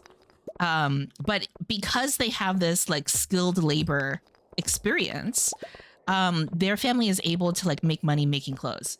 It does not start out well early enough. Then there's another family. I forgot their names. I want to say it's the Potters. Potters kind of sounds correct. Yeah, and it's like a grandpa, a grandma who is the one who signed up for the show because her ancestors had lived in the East End and had lived in the East End their entire life. So she was like really interested in like reenacting what this would be like. Her daughter, who was like a middle-aged lady, and then her daughter's two daughters who were preteen teen kind of aged, that were brought into this. I am running out of energy, so I'm gonna leave the cave. It's okay. I'm in the cave too. Yeah. And they're kind of like mid-impoverished, the middle of the impoverished road, if there is something to that you could say that is, like, if that is an actual level. And you know, they're the family that has to like make these tiny flowers. Then there is in the beginning another family consisting of a single mom, a woman of color, by the way, and her two twin children who are under the age of 10. And they make her live in the worst apartment in the slum house. Classic. And and everyone becomes really mean to her within that first episode. They're like, well, she should be working really hard because, you know, like it's just her providing for her kids, and like all the other families have all these critiques of her. They're like, oh, you know, she's like buying a pound's worth of food when she really can't afford to do that. Like, should she be doing that in her position? You know, it's not something I would do. An interesting take. Yeah. It's like, listen, fam, you're all in this together. You're all in this together. He's not working as hard as we are. Right. It's so fascinating because in all of these shows, legitimately, they would all have a much easier time if they worked with the other people on the show. But they always get antagonistic, and it becomes like 10 times harder. Well, there's a point where like the single mother and the like mid impoverished family like get together and they work on making flowers together, which is like one of the ways that you could make money during this period was like you could glue matchboxes together. Like literally, like you would get sets of cardboard and your task would be to glue matchboxes together, because this was like pre-factory industrialization with major machines. So you could make that. You could make artificial flowers for fancy women's hats Mm-hmm. because everyone in that period wore hats. You could And sell these were all like watercress. shops were Yeah. outsourcing this labor to them, right? Yeah. Like that was the whole thing. Is like there was this untapped or like relatively untapped market of women at home, Mhm. and they would send them like, you can work while you're like at home, so you can like do these things Yeah. from the comfort of your home, and we as a shop like need them, and we're not going to employ you as a real employee or like a contractor. Yeah. I mean, it was very real because, like, you know, back in the day, many moons ago, when I was a younger snake and I took courses in college, I took a lot of literature courses because I was a fucking nerd. And there's a really good book about like what it was like to live in the East End. It's a work of fiction, but it's based off of real life. It's a work of literary realism called A Child of the Jago, Jago, by this guy named Arthur Morrison, who was just besides being a writer, he was also like one of the premier Japanese art collectors of his time. Interesting. But yeah, and the book is all about this, like, it's about how these families are like making matchboxes in their like apartments that they can barely, their flats, I guess you would say, because they're British. Right. These flats they can barely afford, and like the children are so hungry they're like eating the glue paste that they're supposed to use. Yep. To like make these matchboxes, and like the other careers that people could have, it was just like, you could be like a costermonger, who's like someone who sells stuff out of barrels, Right. or you could be a watercress girl, like a girl who sells watercress on the side of the street. So these families are like made to do these tasks, and I just keep thinking, like, there is no way these families actually sat and did 13 hours of this. There's no way. Because I think if they had, the TV producers would not have been able to stop themselves from like doing a fast forward for the audience of you watching these people like laboring on these tiny little flowers, or like trying to glue matchboxes together for hours. They would have made way more of a like thing of it if that had been the case. Yeah. Which is why we know that they definitely didn't, because they would have been like, look at them. We made them do this. Look at them suffer. Exactly. Look at them break down. Yeah. They do this. Yeah, I think the first couple of episodes are like particularly brutal because they show you these like very, well, I guess it's like it would be kind of like a cottage industry kind of like task, right? Except they're not in cottages, they're in like these one room apartments. And it looks like Charlie and the Chocolate Factory, in the beginning of Charlie and the Chocolate Factory, when like the grandparents are all in a bed, like, like the like in the household with the Potters, like the grandparents are all in the bed, and then the mom and her kids are all in another bed in the same room. The mom with the single mother with the two children. And I hate that I'm using that term, but it's like, it's kind of, I forgot their names. It's like the family with the grandparents, the Taylors, like, you start to know them by like the composition in a way. So you can pardon my bad memory about this, but they like, like they're all living in these tiny little rooms, and like the constant threat. I keep forgetting there's other people in the slum house too that are really important players. They're constantly like trying to make rent, which actually isn't the most expensive thing. The most expensive thing in this world, in this historic time period, is food. And they cannot make enough money for food. No. And they also desperately need to make money for rent, because what's worse than not eating is not having a place to stay. And they have like, there was a whole thing that I remember from that show is, if you can't make rent and you had a nicer room, you would get kicked out and someone else would move in. Oh yeah. So there was always this like constant shuffle with some of the families, like this threat of like, if you don't make enough this week, like they're gonna take your room. Yeah. And then if you get kicked out of your room, you also like there was like a place without beds. Remember, like Yes, you it what was you sleep called on the a DOS bench. house, which was a real historical thing that people had to endure. Like the DOS house. So like within the slum house, which you have to imagine is like a giant like apartment building full of these rooms, and everyone is like sharing one courtyard where they do all the cooking and stuff, so they can see each other at all times. It's a veritable panopticon. And like there's this guy who lives with them, um, who is like in the show he's referred to as like crippled because in real life, in like his real life, he is disabled. He has like a prosthetic leg, and he joined the show because he wanted to see what disability was like during this period. Like he was really curious. Mm-hmm. And he gets shown, and he's like, because you're disabled, not only, you know, they didn't make him use a peg leg, they like made him like a specialty leg or something that is not period accurate.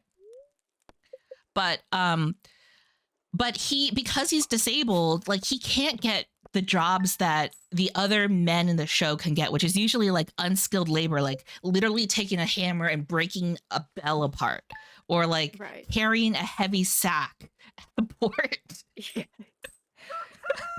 I literally thought that grandpa on the show was gonna die on the show. I know, me too, because he's like, my back hurts so bad.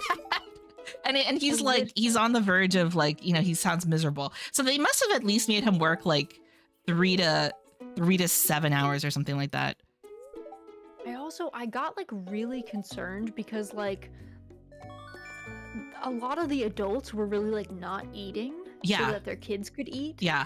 And I was like, this old man, this grandpa, he's gonna die. He's gonna die on the show because he's like going and doing all this like hard labor, and then like he's complaining that his back hurts, and that man looked like he was steps away from death. Yeah.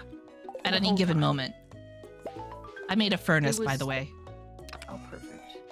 Yeah, I was concerned. I was concerned for that man's welfare for sure. Yeah, but you know, like, so the man who was the DOS house executor, like the person who was in charge of that, he was basically like their landlord. So like during this period, you could have if you had a disability, you could like act as the landlord. Or if you had like some sort of circumstance that made it hard to keep a steady job, as everyone else was kind of supposed to, or trying to at least, you could be in your slum house the neighborhood landlord, and you lived with everyone else, and you were of the same class, but you know, like you had to collect rents from them and like manage the worst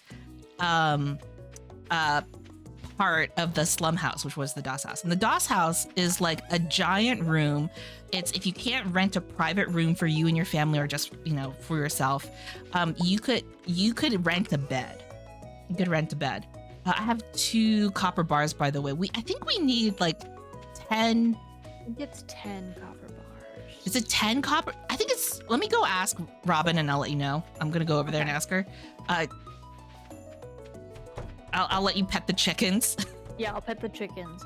I'll collect the eggs. Pet the chickens. Yeah. Let them out. Yeah, but he's in charge of the DOS house, and like you can rent a bed, and the beds are like, you can sleep in a quote unquote coffin bed, which is I 4 forgot about the coffin beds. 4 like 2x4s, like nailed together into the shape of a, like, you know, like a raised bed or something that you'd use for a garden. Yeah. And they just put like straw and a blanket there. Yeah. Yeah. You can imagine the bed bugs. Yeah. Imagine the bed bugs. But that was considered like a luxury compared to the alternative, which was sleeping on the DOS, which is literally a bench against a wall, and they've put a rope across the bench to keep you up while you lean like against the wall. Safety first. So you don't like pitch over. Yeah. Okay, so I'm looking at the silo. It's 100 gold, 100 stone, 10 clay, 5 copper bars. Okay. So we're gonna, how much clay do we have? We have like no clay. Okay. I have not seen any clay. I haven't seen any clay either, so at some point we will, but I haven't seen like any worms, I'm not gonna lie. I've literally seen, I think, 2. that was when I got the carrots and then like something else. I'm gonna check the ocean. But yeah, so like you could sleep in the Doss house, and like rather than sleep in the Doss house, the woman who's the single mother with the 2 kids, like she gets to a point where she can't pay rent, she can't pay for food, she's like in debt to, there's this other quote unquote family, there's this other like couple who are made the shopkeepers of the slum house. They also live in the slum house, and they also have to worry about rent just like everyone else.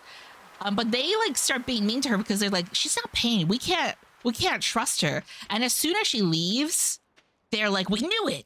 We knew we couldn't trust her. She was going to leave us with this debt. She wasn't going to ever pay us back for all this bread. There was no way she could afford like a pound's worth of like bread and butter or whatever it was that she owed. Yeah. And they like become crueler to the next group of people who come in the next week, which is the 1880s house, which is like a crew, like a brother sister pair of Irish immigrants come. Oh. And they're like, and no one's mad, but I think we're supposed to understand that during this period, the English would have been furious that Irish immigrants are coming to take like precious jobs, because like the grandpa of the grandpa family, the grandparent family, is like, I can't get work, but then the young Irish immigrant brother of the brother sister pair gets the job that he would have gotten. They're like, we'll take the young one, and I'm like, whoa. I mean, I feel like this is like classic like, hey Brits, did you ever wonder why the Irish might be having to come to Britain? Could it maybe be the all taters? the genocide that you've been doing over there? Yep. Just a thought. Genocide, Classic. combination of genocide and the potato famine is, I think, what they explained in the show. Well, it's like the whole thing with the potato famine is kind of, it's not that there wasn't a potato famine. There was enough food, though. It was just all being forced to be exported to Britain. Yes, because of the corn laws. Yes. So it was like, well, I mean, it's not like there wasn't enough food for the Irish people, but the Brits wouldn't let them eat it. No, because like in 1800, not 1900, in 1800, like Ireland now is its own separate country, but prior to that, it had actually become incorporated into Britain, Great Britain, and the United Kingdom at exactly 1800. So like Ireland was made like subject to England at that time from 1800 until I think it's like, what is it, 1911? Is that when Irish independence is won or something? I think it's somewhere in there. It's like definitely in the 20th century. It's like definitely over 100 years later. It's the teens, I think. Yeah. The teens or early 20s. Yeah. And like this is like the cause of the trouble. So if you're like a Dairy Girl like fan, like North Ireland is like, taken over with Protestants. But this was a period when people were like, again, like subject to kind of genocidal conditions. Yep. And also like the government refused to help with a Northern European potato blight problem, which they could have easily resolved. Like, other countries in Europe had the same potato blight, but they didn't have as like much problem. Yes. Also, Perky says, hope you're enjoying the Stardew update. We are. We're thriving. Well, except for our lack of clay. Yeah, I think like, where is the clay? Where's the clay? Like, where are the little worms? I think it's because we're not farming as much, but that's also because in Meadowland Farms, like you just don't start off with as many seeds. Oh, are we sharing money, by the way? So we both have like combined 2,814. You can spend. I have no plans for the money. So are you sure? Yes. Okay. Spend away. Okay. I might get a larger bag and then go into the mines and try and like get us more materials there, which might make some money. More copper, because I think we still need like a bunch of bars. Yep. I'm on floor 9 right now. Oh, So you're feel you're free already to in there. Okay. come on down. Yeah, I figured I would go copper it up. Yeah. You're way ahead of me. You're way ahead of me on this. I haven't seen a lot of copper though. I'm not gonna lie. There's been a lot of infested floors and other related garbage. Yeah. Thanks, Concerned Ape. Yep. Thanks, Concerned Ape, for giving us that. Yeah, I'll come up there in just a second. So that's like the first 2 decades. Like, like one family moves out, another moves in. Like the Yeah. tailoring family has been doing fine. Like the kids are forced to learn how to tailor, but like things are going well. Then the tailoring family gets to own a sweatshop, and the mom starts to turn. Oh my god. Yeah. This I happens didn't in remember that bit. it happens in the 1890s. So what happens is like this entire time the tailoring family has been doing okay with their rents because they're like everyone's doing piecemeal work at home. So they're all doing these jobs. They're not at factories. They're working from home. So they were making like like hats out of pants and like pants out of coats from the comfort of their apartment. Right. But they do well enough that they can start hiring other people. And so they get this sweatshop room in the slum house that has like Singer sewing machines, like early Singer sewing machines. Yeah. And they start like, like they are suddenly given a lot more, but materials to make things from. But like they get paid less for it now and they have to do larger quantities because economically during this period. So like each week, like the host will tell them like what's going on like history wise, like economically during this era. And it's things are not going very well. For every era, I think like is worse economically. Yeah. That's what you learn Economic quite quickly. downturn. Yeah. So every era is worse. Oh gosh, I'm being attacked by a mole. Oh god. And hold on, I forgot what I was saying.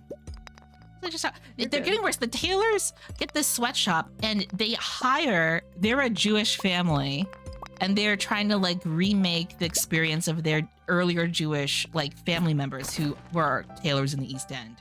And so like the people who come to become their workers are other Jewish immigrants families, like people whose families were also Jewish immigrant tailors from the East End.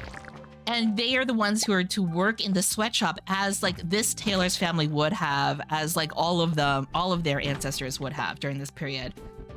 And they are so mean to them. They're like, there's like there's like 2 children in this family, in this tailoring family. There's like a boy and a girl.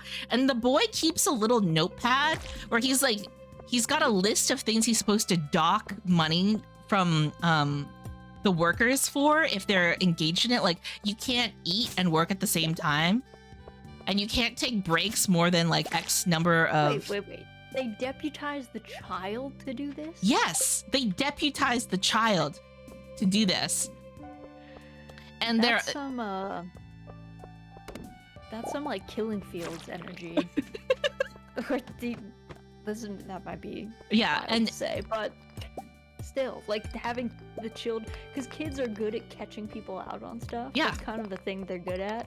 Like so you literally see the child do that. He's like, I see that you're drinking a tea while you are like trying to sew. You can't do that, so I'm gonna take like half a pound off your pay or something. Oh my god. And then each infraction has like different costs associated with them, and the mother gets like really into this. That is wild. Also, Locke, thank you for the hydrate redeem. No, that's like, so it's like a little heavy, but the Killing Fields was a genocide in Cambodia, and they used children to spot like the different ethnic groups because children like follow rules really well. Yeah. And have like they don't have the same level of like empathy because they can't like they're not cooked enough, so they don't get that yet. So it's like it's such a crazy like similar Yeah. concept of like you deputize a child because like an adult would maybe feel bad, right? Hmm. They would like feel bad Yeah. having another like they can understand that this is like another person like working, but a child is really good at being like this is the rule. Yeah. Here's the consequence. Yeah. And the funny thing is, like, the mother even says, like, oh, I feel kind of bad that we're doing this. Um, but then she says, but it's imperative for us to survive, so we have to do it this way.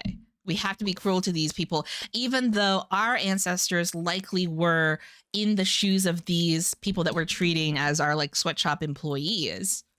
That's wild. Yeah, and they're like, and like, there's a sidebar where the daughter of the family like gets to talk to camera directly, and Yeah. she's like, I have never seen my mother act this way before. And she's like really like disturbed, Yeah. because I think anyone would be. Yeah, I think a lot of these shows actually have a similar thing where the parents I think that the which is part of the why this is maybe not super ethical to involve children in these kinds of shows because they do kind of inevitably the children are forced to watch their parents in a really like disillusioning way because their parents inevitably are like either cracking under the pressure or doing things that they didn't think them capable of.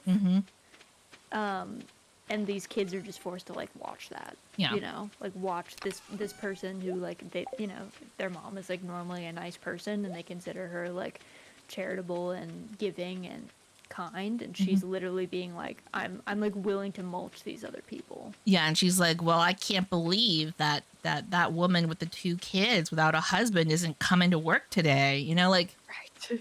it's like, oh my gosh, like that did not take long for people to suddenly No. make that turn. Yeah. Yeah. And I think there's a similar thing in Frontier House where like the whole reason they had 3 families on Frontier House is because only 1 in 3 families proved up their land. during Oh, the Homesteading historically. Act. So yeah, like it was only a like 33% success rate. So the whole point was like, hey, we're gonna put 3 families here that have fairly disparate circumstances, and then see like which one of them would have actually like made it through the winter at least, or like who's in the best position or whatever. And it's super interesting because they do kind of come to that same realization where they kind of quickly are like, it's us or them though, which Yeah. is why they kind of don't work together, which as we've discussed is not beneficial to them. No. But they don't consider it that way. They think of it as like, well, only one of us will make it, when the reality is like there was no rule in the experiment that only one of you had to make it. Yeah. You know, but instead they kind of like arbitrarily decided like, hey, This is now a zero-sum game. exactly. Also, did you know, I don't know if you knew this, the mine carts sometimes have coal in them. Oh yeah, I knew that. Okay. I took the coal from that one. Sorry, I should have said. Okay, good. No. It looks like we get double coal because I didn't see. I saw it in mine as well. So Oh, that is cool. So we get double coal? yeah, that's awesome. If we see a mine cart, it looks like we can both loot it. Nice. Handy. That is actually kind of a game changer, because coal becomes like a really annoying resource after a while. Yes. Just like Minecraft, actually. I've actually never played Minecraft. You should play. Okay. I'd We like have to a try it. server. You have a server? It's You and the goofy. girls? Yeah, me and the girls. Oh, can you remind me, Raz, who's in your crew of girls? It's you. Is it Remy? And then the bug. Z? Oh gosh. Yeah, this is like the reality of the shows where we start turning on each other. Yeah. Oh gosh, I'm running out of energy, which might be a problem. But yeah, Minecraft is it's a thing. I mean, it can be good. It can also be kind of boring. I guess it just depends on what you like to do. What If you don't aspect like of it is boring? if you don't mind me asking. Well, if you're playing in like a survival mode, Uh-huh. if you want to build big things, you end up needing to just grind like an insane amount of resources, you know? Oh, Because you just need like, oh, you need so many blocks of wood or blocks of stone or coal to fire up your stuff. So you do end up like grinding a lot. So if you don't like the grind, but it's not a bad grind. It yeah, I was doesn't gonna like say feel I bad. kind of don't mind the grind. I feel like I play a lot of games with ooh, look, the bug created a Nice. stairway. He That knew have the a lot of way. grindy elements to them. Yeah, it's have you ever played old school RuneScape actually? Old school RuneScape. No, I actually haven't. Um What was that if you like? like if you like grindy games, Mm-hmm. you can still play it today. It's like basically just RuneScape. Mm-hmm. They like went back to they like reverted back to like old servers, and then Mm-hmm. it kind of like branched off from the original direction of the game took when it was like evolving. But it's a very grindy game, but it's very relaxing in its Mm-hmm. grind, I would say, because you just end up like you literally end up just fighting like crabs, like sand crabs on the beach for Uh-huh. like hours. And you can kind of AFK it. You can kind of just like set up your person and be like, okay, fight these crabs. All right, fight some more crabs, you know? It's And kind of like like World of it's a Warcraft lot of then. it's kind of like WoW, but less like active. Okay. You can do stuff a little bit more chill. Mm-hmm. WoW is a little bit harder to do like real AFK farming, I would Mm-hmm. say. Yeah. Also, Blizzard, you Ew. don't want to give those people my money. They took enough of my money and my time. Mm-hmm. I'm done with that era. You're done with I'm that era of your life. I feel like so many people I know in their lives had like a WoW era very briefly, or for a very long time. it was It's- very popular, Mhm. so I feel like it kind of depended on if you had like friends that got you into it. I think that's how a lot of people got into it. Like Mhm. a friend would be like, "Oh, I'm like playing this game. You should play it. It's Yeah. online. We can play together." And then you end up getting sucked in, and then Yeah, like any kind of game where you can play with a friend, like, and you can both be in your own rooms. Like, for example, Stardew Valley 1.6. Not that we're exactly. sponsored by this game, but it it just makes things so much more enjoyable. And Mm-hmm. I kind of wish that more game developers would lean into that. You know. I think it's hard. It's really hard to make MMOs these days, like in general. But I do Mm. miss the like. I mean, I still paid money every month to Square Enix, even though I like I was log gonna in just say to make Final sure. Fantasy 14. Yeah, I log in. I make sure that my guild still has our house, and then I move on with my life. But like, I find that a lot of devs, it's hard to make an MMO that's like successful Mm-hmm. because like it's just like you need a player base and it's got to be fun and Mm-hmm. it's hard to keep people doing things. But there is something really nice about like being able to grind out stuff and getting rare stuff and then being able to like show it off in a city. I Mm-hmm. loved that. I Mm-hmm. loved the like casual interactions with people that Yeah. you didn't know that you would just like have with strangers. But Or like I don't know, walking into like a particular city and there's like a crew of people playing music. I was always like astounded by that. yeah, exactly. Or like, yeah, people like doing funny things, like Yeah. making weird shapes with their mounts, or like, I don't know, having a dance party or something. Yeah. Just cute. I'm hoping post-merger Blizzard is an improvement, but I'm not holding my breath. I don't know, Perky. Yeah, I wouldn't. I think like, they're super corporatized already, and then they're like it's Microsoft, is it? That's taking over? Yes, I think so, yeah. I don't know. I think they're doomed. They've been doomed. They've been bad for a long time, but they're like doomed. I think part of the problem too is they just their game's just not fun. I'm just gonna be honest. They just Yep. decided that like they want money, so they do a lot of like bait content. You know, Uh-huh. they're like, look, I've made this thing, isn't it? It's gonna be good, guys. And then everyone buys their $60 expansion, and then they're like, just kidding, it's awful. We put in all the stuff you guys hate. Gotcha again. And you're like, dude. There's a secret door down here by the spring onions. Oh, really? Yeah. It says only a master of the 5 ways may enter. So if you get down to the area with the spring onions, look look to the right and you'll see what I mean. Okay, I'm gonna come down before it gets too dark and I won't be able to see. Yeah, I'm returning back because I have like pockets full of stuff I'm gonna sell. Just like looking for forage material. I took all the copper, so if you look in the bin and it's not there, it's in my pocket. Don't worry. We didn't lose it. Okay. I think we have enough bars now, though. Yeah. Do we have enough mud? Clay? No, we have no clay, I don't think. Okay. When I awaken in the next day, I'm gonna dig up the entire front yard. That sounds great. It's gonna look bad, but I think we also that we care more about the chickens. I think that's really what it comes down to. Yeah, it's okay. I'll fix it later. You can fix it with the pick, I think. Yeah. You can reverse fill with the pick. Exactly. That shouldn't work, but that's fine. Let the logic of the game just take you away from realities, Raz. No. I want my games to be more logical. That's why I've been actually enjoying Sakuna so much. Mm-hmm. The rice farming being extremely real to the point where it's like kind of hard is great. It's very refreshing. Yeah. I like a game that's like, oh, you didn't know how to grow rice? Well, I guess you didn't grow any rice then. Wow.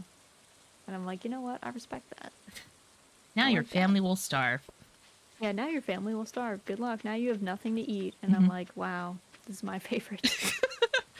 You have like little hard eyes. You're like, oh my goodness, this is the best. It's the historical reality TV show like Brain Rot, you know? You're like, oh yeah, this is my favorite thing. Can I just say though, it does get better for the people of the slum house in Victorian slum house. It does. Because I think it's like the 1890s or the 1900s, so they're like 2 or 3 weeks in. They get to fight for their own rights, so they start like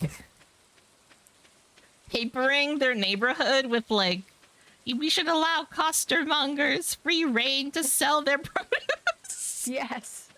Do you remember that? I do remember that. Yeah, they started being like, no, we're changing our stuff here. Yeah, I think like the British government had decided like we shall no longer allow these ruffians to sell out of barrels on the street. Yeah. Like it's like cutting into like a good appearance of the society and also like the profits of the shopkeepers in this area or something. And like it's the only way for these historical reenactor reality TV families to make money is to like, be costermongers and like they make and sell jellied eels and like lamb shanks, like lamb feet that they like boil in a bin outside of their house. I'm shocked that no one got poisoned on that show. Oh my gosh. And the cleanliness was low. The funny thing is like they go on the street and I'm like, this cannot be real. They go on the street, or if it is real, it is actually very funny and that they did this, but they make modern day people buy from them. And they're like, will you buy my jellied eels for £1? I wonder what those people thought. Like, did they know? Were they know that it was part of a show, or were they just like, okay? I think they could tell, like there's people in historical garb and there's like a cameraman and like whatever. Do you think they thought it was like a skit or something? You know what I mean? Yeah. Like... Yeah, maybe like a skit or something along those lines. Instead of like a show, maybe they were like, oh, this is like a theater performance. Yeah. Or like, I don't know, performance art. Oh, I found one mud thing, clay thing. Okay. How much do we need? 5, was it? 10. Oh, okay. It's nightmarish. We have 6. Oh, that's good. That's good. That's actually way better. Oh, here's another one. Nice. Yeah, because once we get the Once we get the update on this, then things become like a lot easier as far as Yeah, like once not we worrying get about the hay. silo, Yeah. then we're like golden. It's just like I don't want to have to pay. Oh, I for got it. another clay. Nice. Can you hear, by the way, my cat is like just doing like gymnastics over here, man. She's like meowing, she's doing gymnastics. She just crashed into a filing cabinet. She wants to be on the stream. She wants to be where the people are. She's doing it for. Oh, okay. I put 3 in. How many did you say we had? Oh, I have 7. We're perfect. Okay, let me Go, run to Robin. You gonna run to Robin? Robin, you better be open on Tuesday. If you're not. She's not. She's in an exercise class. Oh my god. She's at the grocery store in an exercise class. She's wearing jazzercise clothes. Robin, I'm gonna burn down your house. Here, I don't know why I'm continuing to like till the soil. I need to not do that. I'm gonna do the other chores. I'm gonna water the plants and the chickens and stuff. You could, yeah, take care of the chickens. You could, well, if you have energy, you could do the reverse till. I could reverse till. Yes. Yeah. Okay, yeah, I might give that a shot. It will resolve itself on its own. Our cat looks really funny. Like in what way? In the game, like its eyes are like, it's got like a really cute face. Okay, good. I thought you meant like he's looking a little. No, he's not sick. He's fine. Okay. He's looking unwell. Yeah. Okay, well, Robin, ruining my life. I guess I'll put this stuff away. Hay For now. issues resolved. Oop.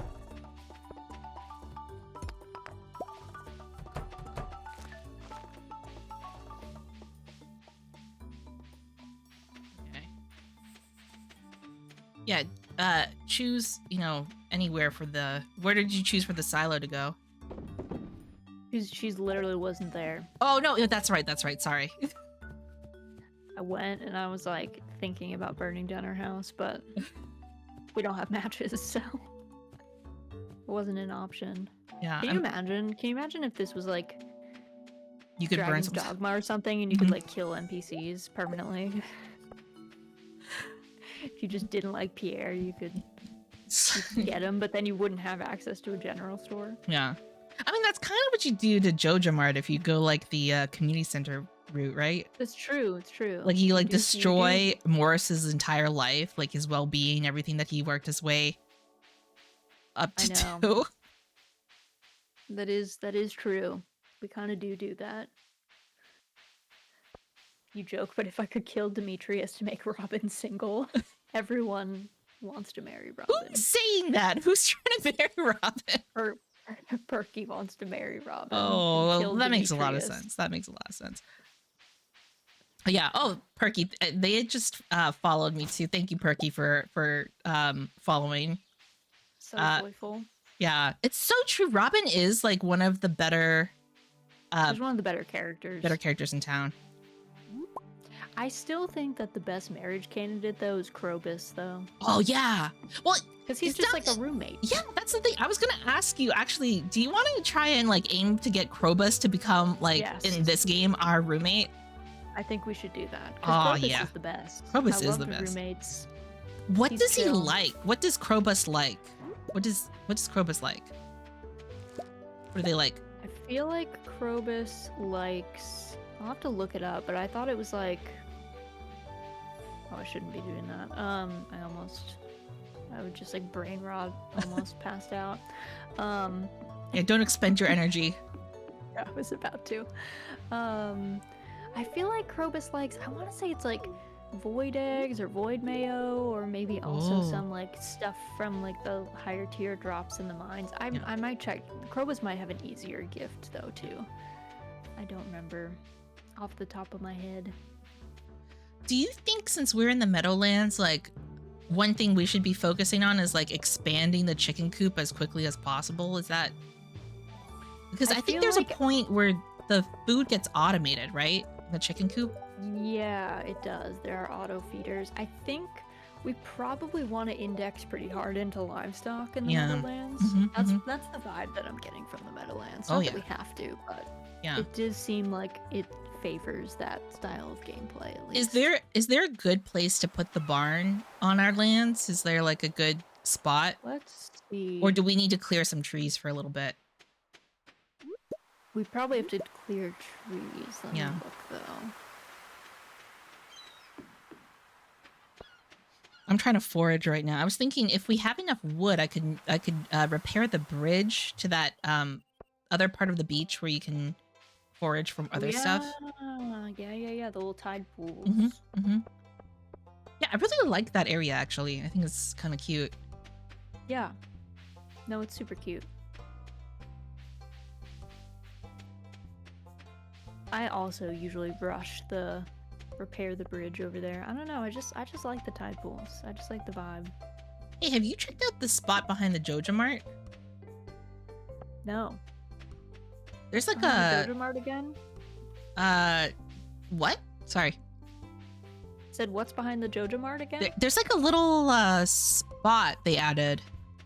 Oh. It used to have a bench. It was like where like Evelyn and George would like hang out sometimes. Yeah. But now it's a different spot. Oh. Let me look. There's like a little corral and some stumps.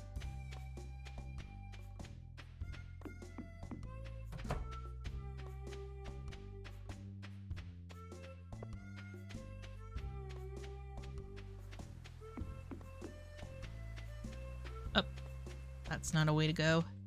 Sometimes, like, because I've played Stardew Extended, sometimes, like, I have the map of Stardew expanded in your brain. Yeah, and I'm like, there should be another path here that allows me to go this way.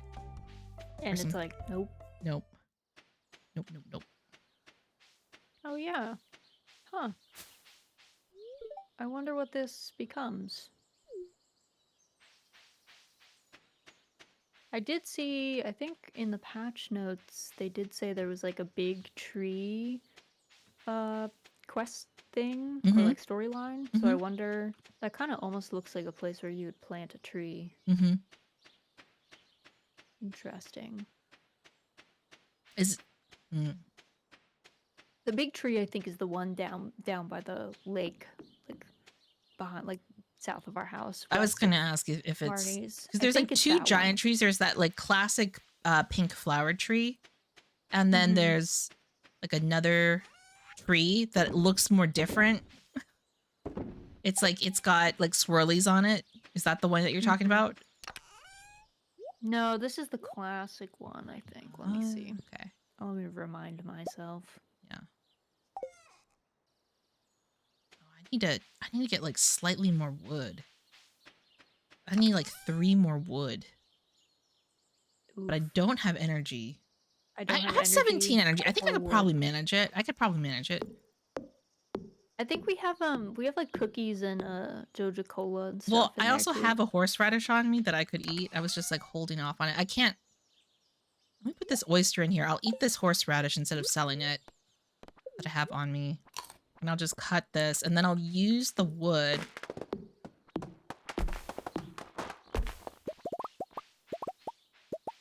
to make the bridge, I guess. Yeah, that sounds good. Okay. Well, actually, let's see. How much wood do you need? Because we haven't paid for the silo yet. Oh, yeah. Does the silo need wood? Yeah. It does? Okay. It's like 100 wood, I think. Okay, never mind. Let me put the wood back. Can I sell these spring onions? Yeah, I think so. Okay. Okay, I put the wood back I put there. them in there randomly, but I think they're fine to sell. Yeah. I'll put that on my to-do list when we get up. I'll chop trees. Did you want to keep this pine tree that's behind the wooden chest? Does that make a difference? Because I know sometimes like the weeds can grow too much and destroy your property in Stardew Valley. But I didn't know if it was like just the stones or if it was the trees themselves. And if people know, just please tell me. Yeah, I don't know. Mhm. We can kill it though if we Okay. want to. Yeah, I might just kill the ones below just because there's like a huge foresty area, and maybe the ones in the grasslands. That way we can save this grassy area for the cows. Yeah, I think that's good. Yeah. How much more energy do I have? I could probably do like one more. Oh, there we go.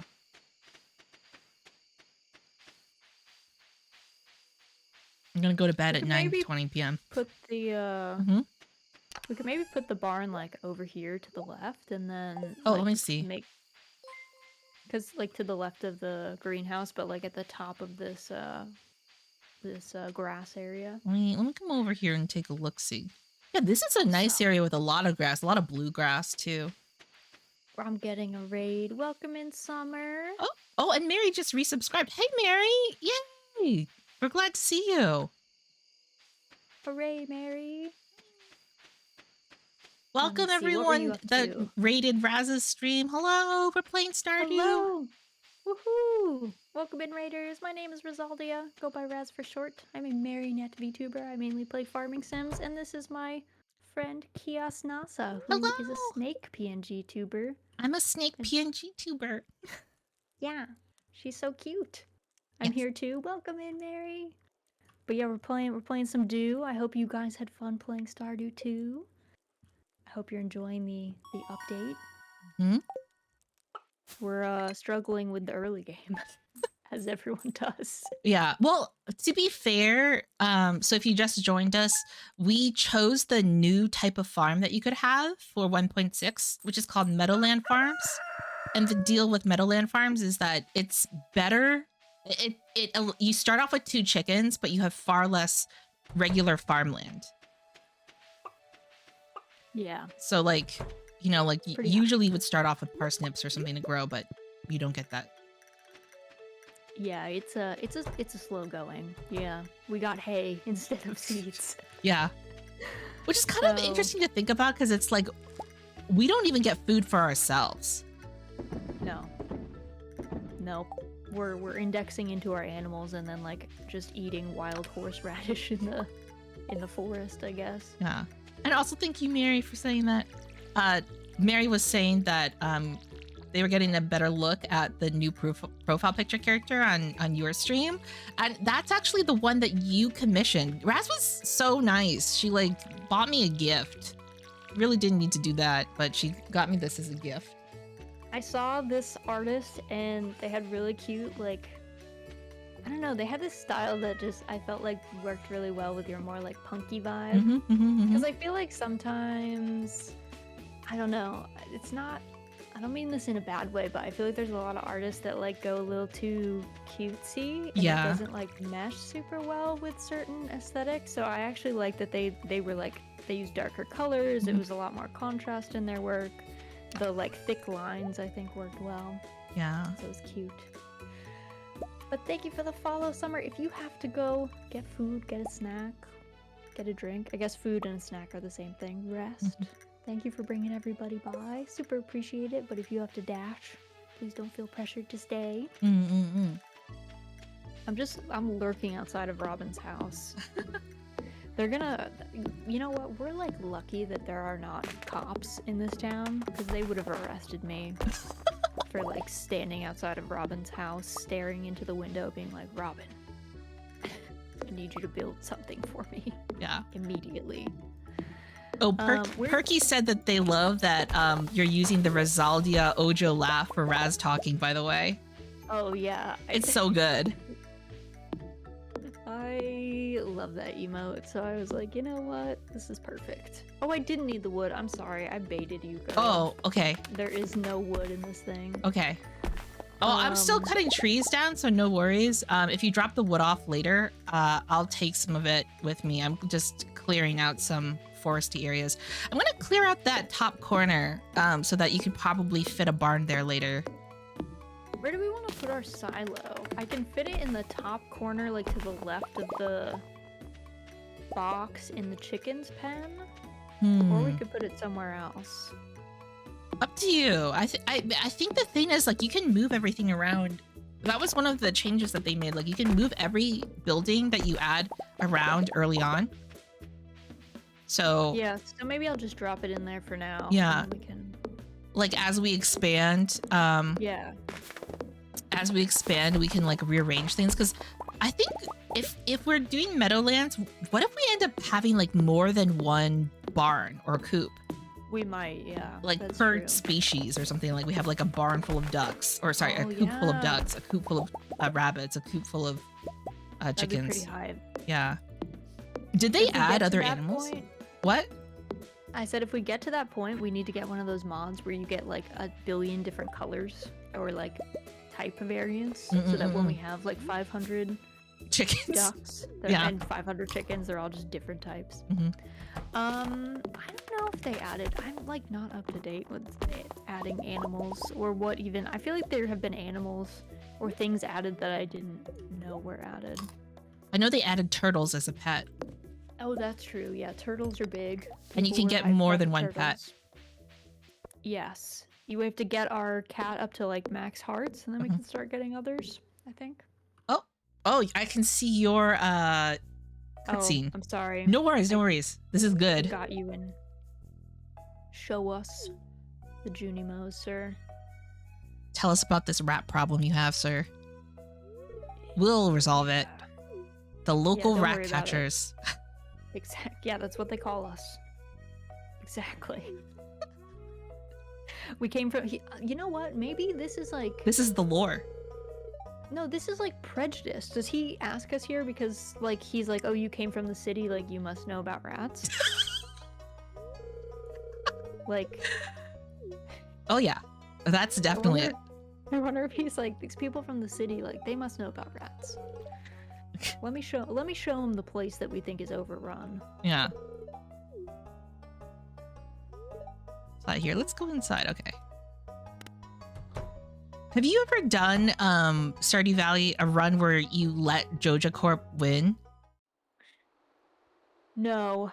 If only, I feel like part of me wanted to do it just for like the story side, Yeah. but it made me like too depressed. That Yeah. place is so ugly. Mm-hmm. Like if they had a better aesthetic scheme, Mm-hmm. maybe I would do it. But their color scheme sucks. I don't know. Did he add more animation to the what are they called again? Jimijos? The Junimos? Junimos? Because mine waved at me. The green guy waved. I think they've been waving. I don't know how long. I don't know if they've done that from the beginning though. Yeah. That's cute. Maybe I just didn't notice before. The poor Junimos were waving at you and you just didn't. I just didn't see. I was like, I'm looking for rats. I'm on the case, sir. Yeah. Leave it to me, sir.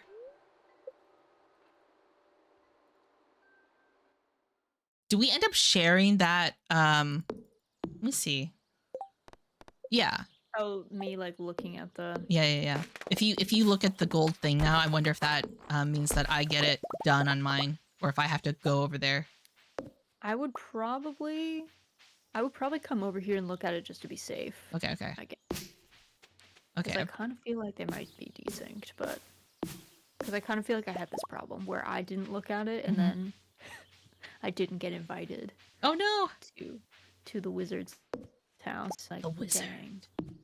The wizard. I wasn't allowed to be in the know. Okay. I'm gonna take some wood with me. You know what might be a good thing to have? I don't know how you feel about this.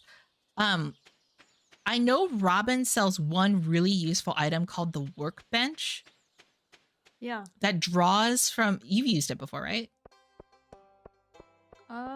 Maybe in one of my older runs. Yeah. You can craft things at the workbench. It'll grab from every chest that's around it. But so that you don't have to like keep opening and closing different chests. That's smart. But I think maybe we'll wait to do that until we actually have money. Well, how Or much is it expensive? I think it's, I don't know actually. I'm like saying this as if like it's thousands and thousands of gold or whatever the currency is in Like, Pelican it Town. can't be like 30,000 gold, right? Oh, no way. Because if it's fairly cheap and we can afford it, that's fine. I don't mind going to 0 here. We're just chilling. Yeah. We're not min-maxing No, in no, this no, game, no. clearly. So, if we were one of those like min-maxers who's trying to like speed run through and get the community center like super on time, we're not living that life. So, I think we're I just, say we can get it.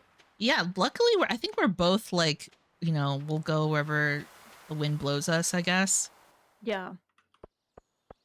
which is good. I just I can't be that uptight Yeah, in a same. game.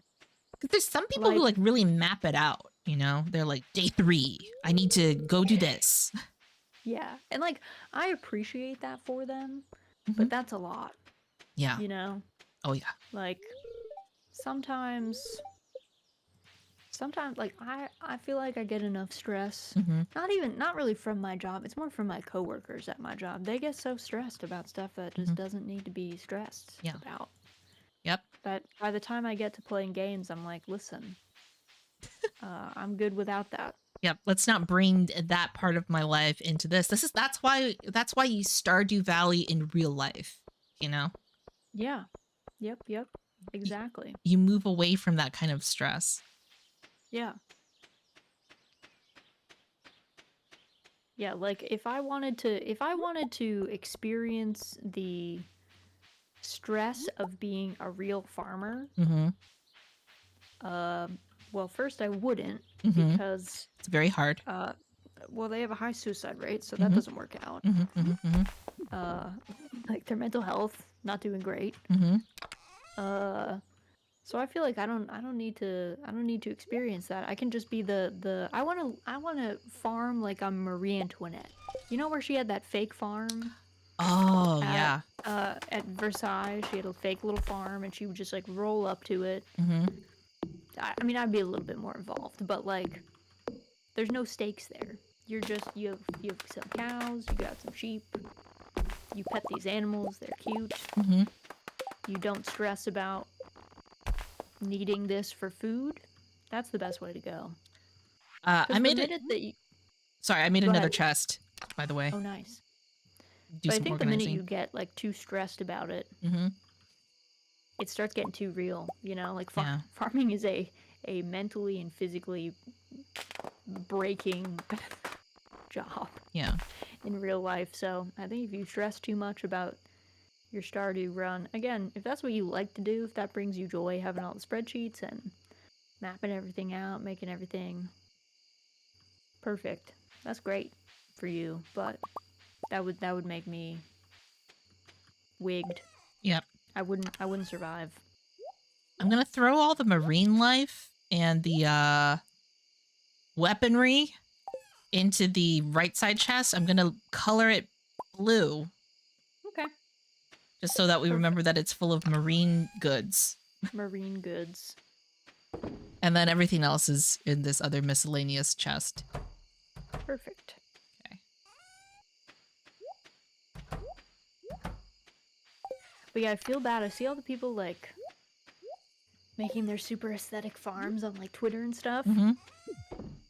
and it just stresses me out. It's a lot of work. It's a lot of work.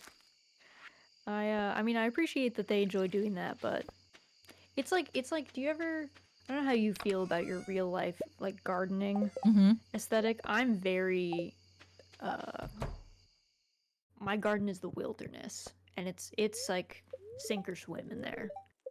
You're Yeah. a plant, you get planted, and you either survive against the weeds or you die. Yeah. And I, I don't mind. That is very So, much the approach that I'm taking as well. So this is the first year. So I, you know, like again, I've started validating in real life. Like I'm on a farmland, and I recently plowed like the garden. This is the first year I'm not doing like raised beds or like doing things in pots. I'm like trying to grow things in the ground, which I don't know how I don't know. I feel like there's a lot of YouTube that encourages you to do raised beds, but I don't want to buy that much dirt. Um, N- Yeah, if you have the land, just plant in the ground. yeah. Just Uh, my suggestion. okay. So I have I started putting things in, and I just realized like I'm never gonna like I don't like I didn't till the ground perfectly, and there's like random bits of grass here and there, and I just don't have the energy to like make it absolutely perfect. It's like Yeah, I'm just gonna do my best, and this will be it. yeah. That's that's my vibe. Mm-hmm. I would rather it not be perfect because then I feel pressured to like keep it perfect. That Mm-hmm. seems like a lot of stress. Yeah. So, yeah, I'm in the just hey, throw stuff in the ground. Mm-hmm. Sometimes it makes it, sometimes it doesn't. No big deal. No biggie. Sometimes you get 32 pounds of green tomatoes because you planted them too late and then a frost came. Mm-hmm.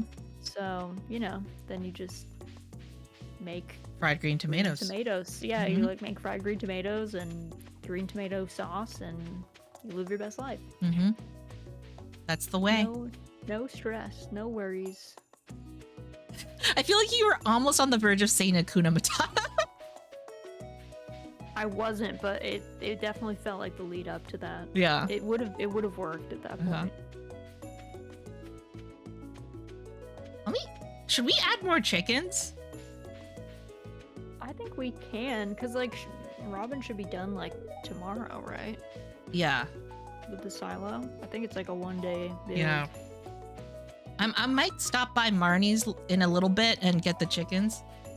Oh, Mary just asked, what are you most excited to plant? That is an excellent question, Mary. I love planting tomatoes because I love eating a fresh tomato from the garden that's been warmed by the sun, and I like eating tomato sandwiches. They are so good. They're very good. Yeah. What about you? What about you, Raz? What are you most excited for? I love to grow pumpkins. They're, like, my absolute favorite thing in the whole world to plant. Oh my and gosh. grow. I've never grown a pumpkin before. What is it like? I've always heard like they like to cross with other vegetables. Yeah, I let them. They take up a whole huge portion of my garden, so I keep them away from a lot of other stuff. Mm-mm-mm-mm. And I don't tend to plant things that are like similar. Like I don't plant summer squash or anything. Mm-mm-mm. I'm only planting. I plant like um, pumpkins. I plant some butternut squash and acorn squash, and I also plant kabocha. Mhm. And if they cross, I'm not like too upset about it. Yeah. Um, And kabocha is like the That's- Japanese pumpkin, right? Yeah, they're like a little starchier, I Yeah. would say. They have like an interesting texture. Is, but is they're it like really a good. green skin and then like the flesh is orange still? Bright orange, yeah, Mm. exactly. So I plant those, and Mary says, "What do you do with the pumpkins?" Oh, we eat them. Mm-hmm. We eat the pumpkins. We used to have a lot of family members that had dogs that Yeah, had dogs pumpkin love as part of their pumpkin. diet. Yeah, so we would give a lot of them away sometimes. Um, and a couple years we gave people a bunch of pumpkins for like Halloween or whatever, but we eat all of them, turn them into pies or bake them into. I don't know. I make veggie bakes, so I just like chop up a bunch of root veg and pumpkin and like roast it, and then I usually just put a poached egg on top of it, and that's my lunch. I 'Cause I I can just usually use pumpkin in curries. Like I'll put it in a curry or like I'll bake it in the great. oven. Yeah. Yeah, it's great for all that. So Mhm. any of that stuff, I like pumpkin pretty much any way that you could Mm-mm. think to eat it. Do you plant it in spring or do you plant it later? I plant it in spring, but I never like seed start it because they Mhm. just don't transplant out super well. So it's like direct to soil. Are they kind of like watermelons where they take like over 100 days? They take a super long time. Oh. Yeah. So you plant them out in like first thing in spring, pretty Mm-hmm. much, Mm-hmm. and they take pretty much till the end of the season Oh wow. to be done. And it depends on the variety. Some are like smaller, like the Jackby little pumpkins, which are like the little tiny ones that people often keep as like ornamental pumpkins. One, Mm-hmm. you can eat those, but You can eat two, those? yeah, Yeah, you can eat any pumpkin, any squash that people say is ornamental. You can pretty much eat all of them. Some of them Mm. you need to like cook in certain ways, but yeah, Oh. you can eat those. So those ones grow a little bit faster because they're so small. But like watermelons, like a full size pumpkin is like hefty. Okay. So they take over your garden, and they don't have deep roots really. They kind of just Oh. rest on the soil, and they send little roots down like every couple feet or whatever. Yeah. But they really like they'll take over like a huge patch, so you have to like give them a lot of space, and they'll shade out anything below them. So you gotta plan ahead for their inevitable takeover. But they do love vining. Mm. So if you have like a fence around your garden, they'll grow up the fence, which can be nice, and then Yeah. the pumpkins like hang there. Do you have to like put like because I've seen people do that with watermelon and they like have to put like pantyhose or like a bag like help hold the large heavy like fruit up.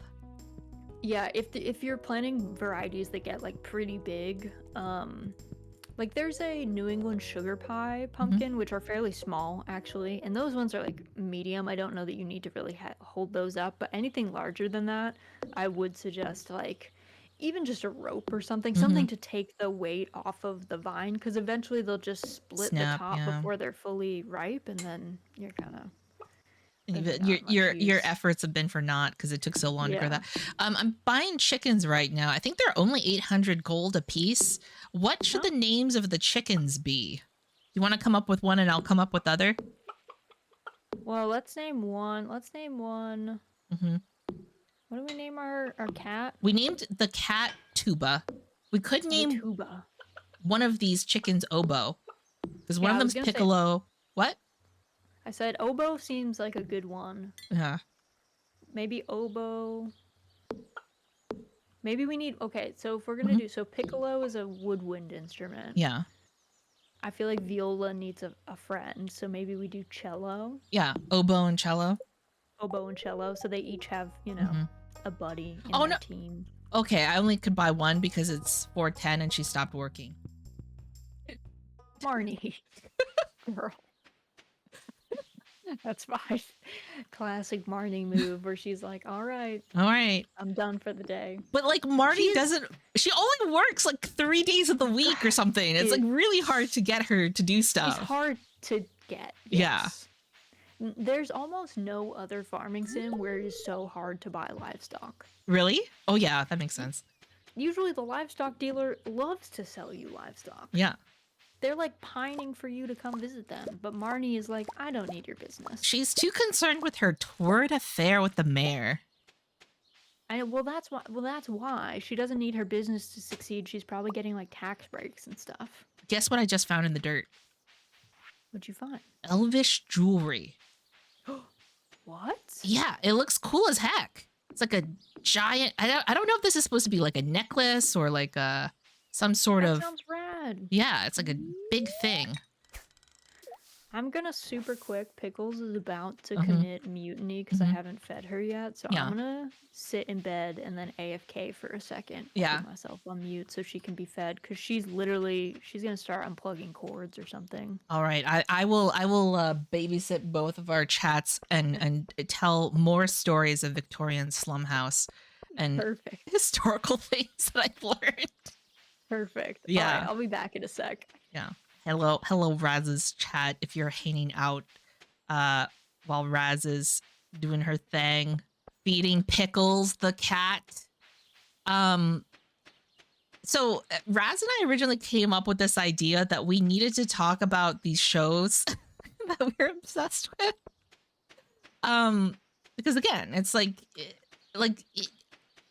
in real life, I know so few people who've actually ever seen one of these historical reenactment reality television shows. Have any of you actually watched any of these shows before? Do you know what Raz and I are talking about when we discuss this? Because I feel like it's like a really specific thing, but if you've ever watched one of these shows, like you know what this is. And you also obsess over it. I can't find Robin. I have her axe. Where does she go at 7:40 p.m. on Thursday? Why isn't she home with her husband and child? having dinner. Maybe if I just hang out in their kitchen, she'll come out. Sort of, I watched one, but it was kind of a combination documentary teaching thing. Yeah, that's often the case with these shows, Perky. So I talked about Victorian Slum House a little, but we both wanted to like talk about these shows because I think it's kind of rare. And maybe one day like we can describe more of these. Like I want to rewatch some of them because like, you probably heard over the past couple, I guess it's already been like 2 hours, the past couple of hours, like we remember bits and pieces of each other's shows because we've watched them, but it's been a while and I kind of want to rewatch them just to see what they're like. Sebastian's in here. Where is Robin? Why isn't she at home? Where is she? Is she already in bed? She's not in bed. She's not in bed. Where's Robin? I need to give her this axe. I don't want to leave her house because I don't think I can come back into the house when I'm done. Is she not in the room with you? I'm not good enough friends with you or Demetrius to go in there. Where are you, Robin? Where are you? Where do you go at 9:30 p.m.? If I hang out in front of your house, will I encounter you? I'm just gonna hang out here and cut down these trees. Surely she's gonna come home at some point. Mystery.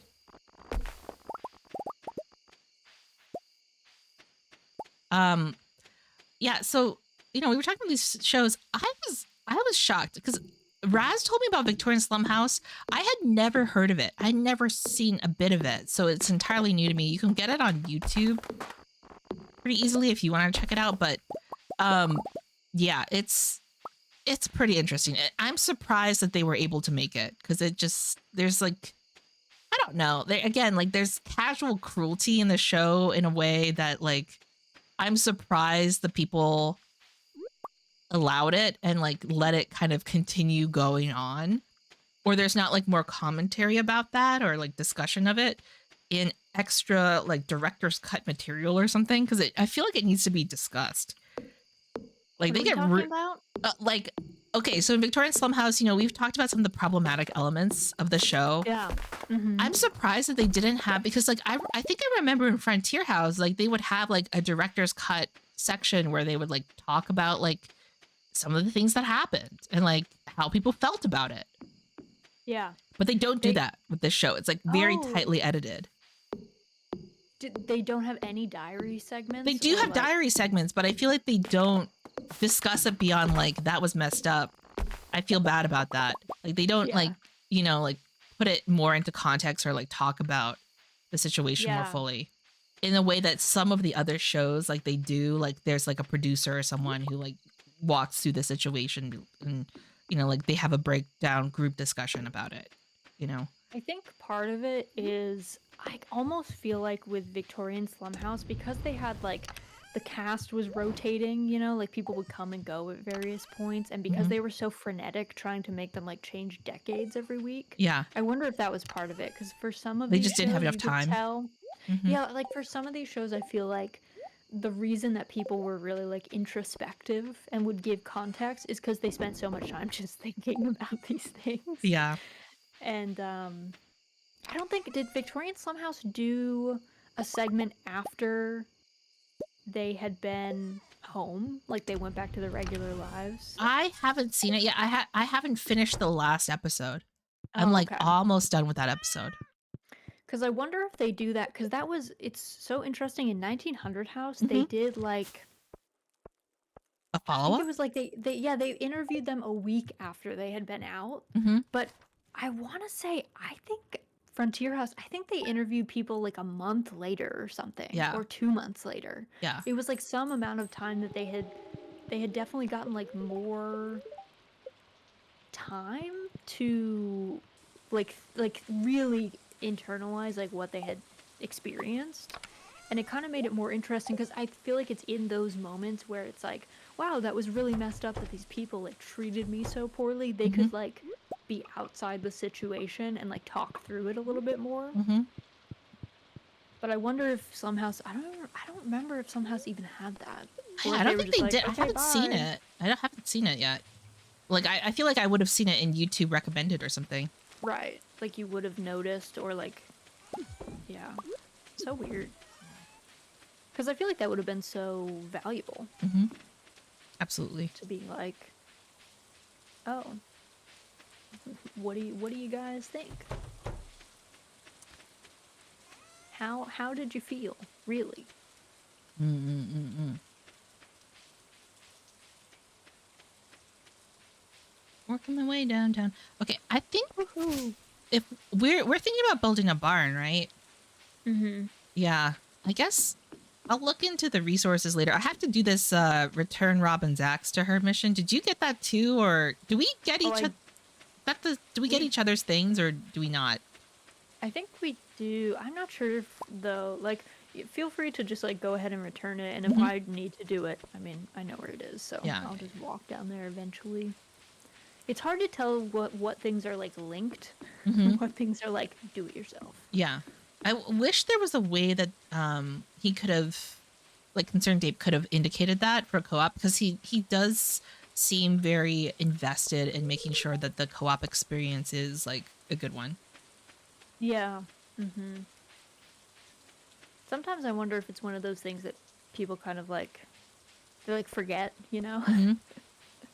where it's like if you've done it too many times, you're like, oh, of course I know which thing is which, and it gets like lost easily. Yeah. Ooh, you're doing the bundle. I can see that. You put the daffodil in. I did, yeah. What else do we need? Like a leek and a horseradish and a Leek. third thing. It's leek, dandelion, and spring onion. Mm-hmm. Spring onion. Yeah. Okay. I have a spring onion on me. I can bring it up there. Oh, nice. Name your new leek. Horseradish.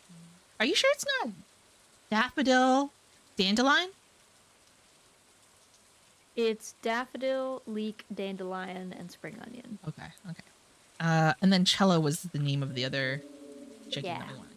The new chicken. Yeah, the one that Marnie was like, I will not sell you this. Literally, I was in the middle of buying the first of the first new chicken, and like I just got the name in, and then I see that she's in her kitchen. Like the next thing I see is like she's in her kitchen, she's not at the counter. You're like, cool, cool. Thanks, Okay. Marnie. Okay, thanks, Marnie. Thanks for all your help, girl. Marnie Wilden. I feel like that's why Marnie has a reputation for being like hated by a bunch of people. 'Cause she's just like hard to get. Well, I mean, you can usually find her like in the saloon at night or something. Yeah, I think in like just like at work. She's just never at work. Oh, you know what? I think my community center, I didn't activate the pantry thing or something. So I can't put anything in there right now. I'll put my Oh. spring onion in the chest though, so you can get it later. Okay. Yeah, I'll go grab that. Interesting, interesting. So I guess I'll get my wizard letter to join Hogwarts like later today, I guess, or tomorrow. Yeah, probably tomorrow to do it. Over Do you here. want to do tomorrow's? I think the egg festival. Do we want to do the egg festival and then maybe end after that? Does that Yeah. sound sane? I think that sounds good because you know you've had a long day. You've streamed twice today. I did stream twice today, but one was only an hour long, so it's Yeah. not that. That one's not that bad. Oh, we got a reward. Oh, what'd you get? Oh, 9 cauliflower seeds. Nice. Whoa, that's so generous. I know, living big. What the heck? Expensive. Mm-hmm. Worth its weight in gold. Do you know if you get if you do the if you get separate rewards, like if you went to the museum, would you also get, like, we share the items that we have to bring to the museum because I see that you put things there, but Yeah. maybe we get like doubles of the prizes. Oh, that's a good question. I mean, I'll go over there and talk to that man. Yeah. See what he says. See if he'll give it to me. Mm-hmm. Okay. Yeah, there's some ways in which the co-op is busted. I why, like, because one of the early settings that you can kind of adjust is also like how much money, like how much you want to get back. And I think that's Yeah. like one of the ways that you can, like, you know, balance the game a little bit more. Okay. So if we want to get the big coop, that, you know, not that we're going to remember this later, but the big coop costs 10,000 gold. It's 400 wood and 150 stone. And then if you want the barn, it's 6,000 gold, 350 wood, 150 stone. So when I go by our house later, our cabins later, I'll go look and see how much wood and stone we have on hand. Yeah. 6,000 gold, we could probably make that. It's gonna take time. 6K, yeah. 10K might take a little bit more time. Also, I did get the cauliflower seeds. Ooh. So we do get double rewards. Very nice. Pretty hype. Yeah. Pickles is like binging her food to the point where she's like choking on it for some reason. Sometimes she eats like a normal, sane pace, Mm-hmm. and sometimes she just is kind of a monster and decides to just go absolutely ham. And it's like, girl, please slow down. You're going to like choke to death. She just doesn't want to be contained. So I guess whenever we get like packs of 9, we just do like a new square, and then we fill in for the other parts. Mm-hmm. Yeah. Do you like having that one space between the little squares, the 3x3s? Or do you want like it makes walking between the, so it depends on what we're planting, I guess. But I don't care either way. We could do a pattern. We could not do a pattern. We could be chaos gardeners if we wanted. Yeah, I guess we'll see. It's still 440. I still have energy, so I might go and let's see. How much wood do we have? I'm gonna chop these trees in the meadow that we were talking about. Yeah, we have 240 stone, so we're all set for stone, and we have 300 wood, so we need to get at least 50 more wood. So I think chopping wood right now is actually a really good idea. I'll work on chopping wood in a different part of the meadow as well.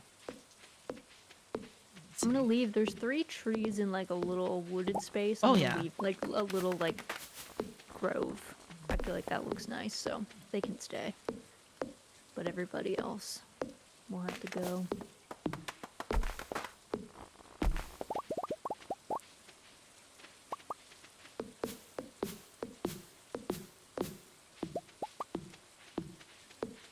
Imagine if you could get struck by lightning while using like an axe.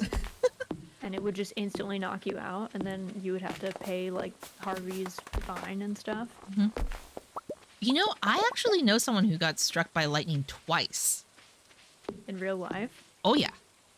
Wow. Like one time, they were an older member of the family, and they had decided that they were going to go on the roof and like put a tarp over the fireplace when it was like not working correctly. And that's the first time. And then the second time, I think they were like adjusting a television antenna outside during a rainstorm. It's weird, but I feel like I wonder what the percentage is of people who get struck by lightning once, survive it, and then are struck again. Because I feel like that's not the first time I've heard of someone having that happen to them. Well, they say that you're more likely to get struck a second time, but I wonder if that's just because like the kind of person who is like willing to go out in a lightning storm to do that, you know, like would do it again. They would do it. They wouldn't learn the lesson of the first time. Yeah. They just keep going. The wildest to me are like, there's a subreddit that's like all about people doing dangerous things, but they don't know it's dangerous. And it's people like taking pictures. It's usually people taking pictures of like animals that are really poisonous that they're just like handling.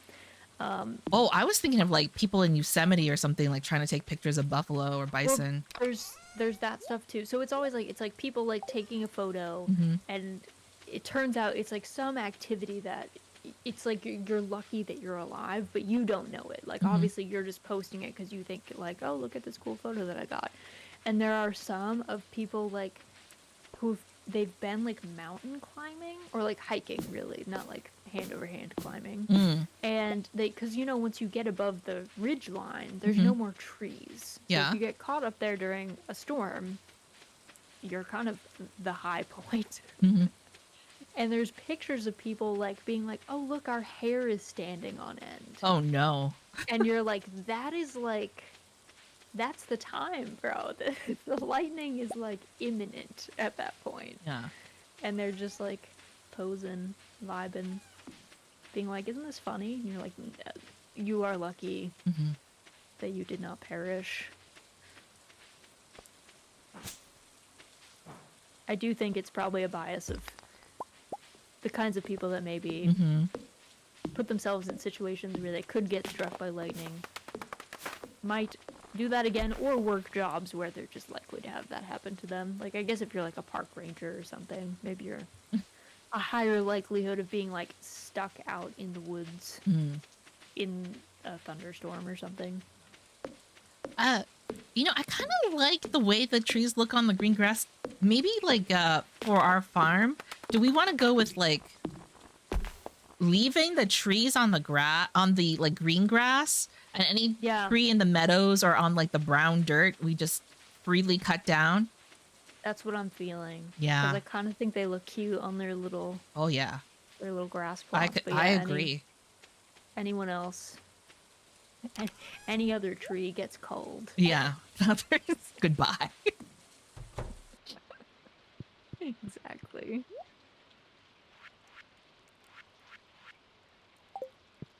I can't believe you had a family member that got struck by lightning twice Twice, I and know. survived. Yeah.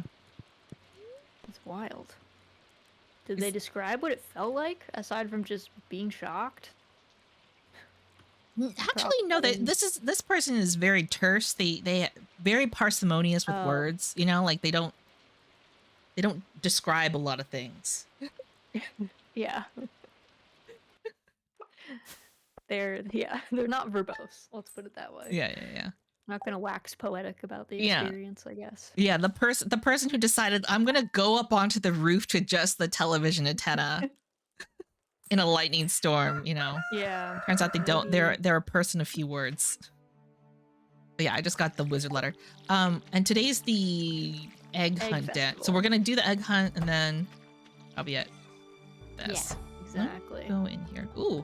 Let me go get some more feed for the chickens. Should Oh, we I just didn't- leave the door to the run open the whole time? Because I think nothing gets in, but I think the chickens will automatically step outside in the morning. I think so. I didn't know if there was a change. I'll have to check the change log. I Mhm. don't know if he changed something so that there is some added benefit To if closing you it? close it at night, Mm-hmm. but I'm not sure. I will check though before our next session. Oh my god, I'm out of water for our cat. Oh, I got it. I got it. Okay. Yeah, I'm gonna work on cutting down some trees back. I don't know. These trees are nice. Nice back here. I just cut down the one behind our chest because I was afraid it was gonna get become a problem. I'm doing a little haying, Okay. Ooh, nice. just Yeah, gonna that's a make good a little- idea. a little ring around our pond. I think the blue grass gives more hay. It Or- does? That's It cool. kind of, well, I don't know. It kind of seemed like it did, but maybe I made that up.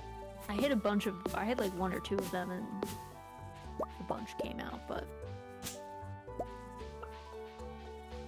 What if we turned the whole field into blue hay? I would love that. That's what I feel like. I don't know how. Can we buy like blue hay seeds? Let's look. But for now, let's just try and cut the green versus the blue hay when we're cutting Yeah. hay. And maybe that'll like make enough room for the blue hay to spread a bit more. Yeah, true. Okay, 'Cause that would be really pretty, I think. I agree. And it's like the better one. you Yeah. know? It seems like it's almost like alfalfa hay or something. So Oh, egg festival time. it's time. Okay. Do you want to work a little bit more until for a while, or do you want to go straight to the egg festival? Yeah, we could work a little bit more. What time does it end? I think Like, it's what time do at 2 p.m. So I'm just gonna spend a little bit more time like using up my energy for the day, Yeah. cutting down these trees.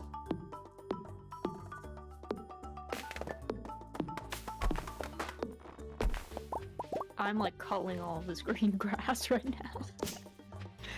Please let our bluegrass grow. Yeah.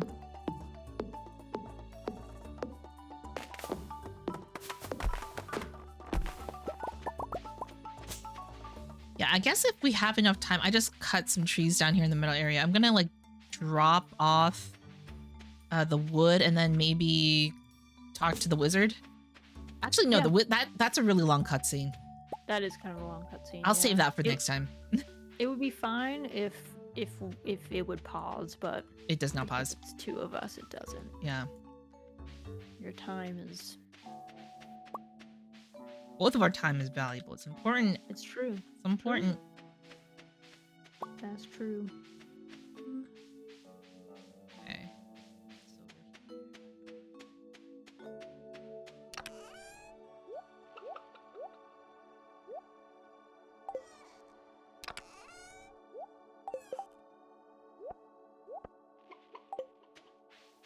Are you heading over to the egg place? Yeah, I'll head over there now. Okay. Do. Look for any forage up here. Dandelion. I guess since we have separate community centers, I'll just hold on to this dandelion then. Yeah, that works. And it was dandelion, spring onion, horseradish. Ooh. Oh, should we buy strawberry seeds? I don't know if it's worth it in spring one just because of the... True. They're pretty long, and it's already like the 13th or whatever. Mm-hmm.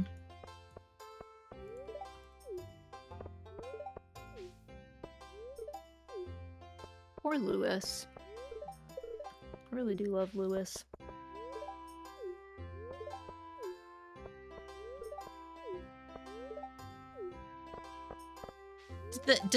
If you like don't talk to one of the people in town during one of these town events, do they hate you more? Because they were like the only person that you didn't talk to? No, I don't think this has any... It just like gives you an easy way to talk to everybody at once, but I don't think there's any negative for like not talking to everybody. One person on like Reddit or something, or like maybe it's Twitter, said that they literally didn't talk to everyone for like a full year. So were there any repercussions for that? No, they just like didn't advance their relationships. There wasn't any like negative. Okay, I think I got everyone. Actually, I've missed this trio of teens. Actually, are Sebastian and Sam teens, or are they just like people in their early 20s? I think they must be in their early 20s, or they should be if they're like marriage candidates for us, I feel like. Mayor? I can't talk to the mayor. Oh, it might be me that has to as the host. Yeah. You ready? Yep. I'm ready to hunt eggs. Do you want to go the like lower right route, and I'll go the left side? Yeah. Pickles. You almost. Yeah, I'll take the right side. You take the left side to start. Yeah. Yeah. Sounds good. Time for the highlight of today's festivities. Annual spring egg hunt. Okay. I'm so excited. I'm so pumped. We're all hype. I'm hyped. I'm pretty ready. We're all ready, Mare. We've been ready. We told you that at the beginning, actually. Okay, egg hunt begins. Run! Run! Oh. I think they may have changed the egg locations. I'm inting. No. You got this. You got this. Believe in yourself. Believe in the me that believes in... Wait. Believe in the you. Wait. I don't remember how it goes. Hold on. We got this. We got this.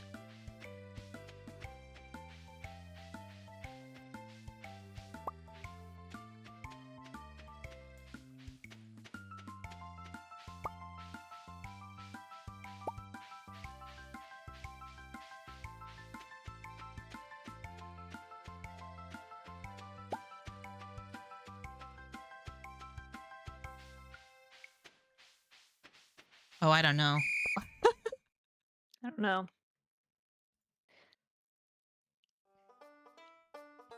Did Abigail win? Look at Wow, all look these at all the eggs. eggs. Wow. It's Wow. like an avocado. Wow. Wow. So I'm trying to do the voice. Now that winner of this year's egg hunt. Oh, Yeah. you won! Oh, You did it! here's your You did prize. Enjoy. Thank you. Oh, it's a straw hat. I'm gonna put that right on. Put that on. I'll put my hat on. Hell yeah. Oh, As long as Abigail doesn't win, I'm happy. yeah. Let me put my hat on. Oh, and this is also the last thing we're gonna do for today. But maybe Yeah. we could do this again sometime. Yeah. It was fun. Yeah. We can watch more of our silly shows. Yeah, we'll chat. We'll figure it out off stream, like when we can next do Yeah. this. But this was a lot of fun. I love doing this. Figures Yeah, the it was snake would be good. an egg hunting champion. That's true. That is true. I have an advantage because of my species. It's true.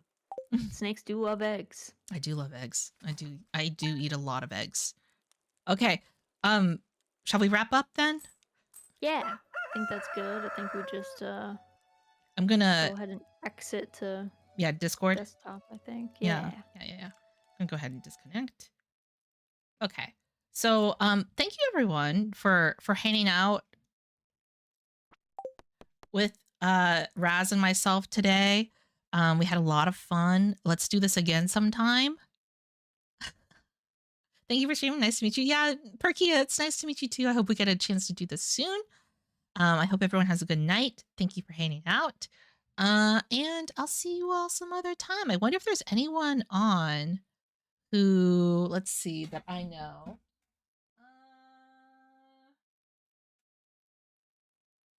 You know what? I think Remy's playing. Stardew Valley, so maybe we'll go raid Remy. So go ahead, say hi to Remy when we get there. Talk to you all later. Thank you, and I'll do a shout out for Raz, who was our fellow Stardew Valley player and who we started this farm with. Okay, bye everyone. Bye bye.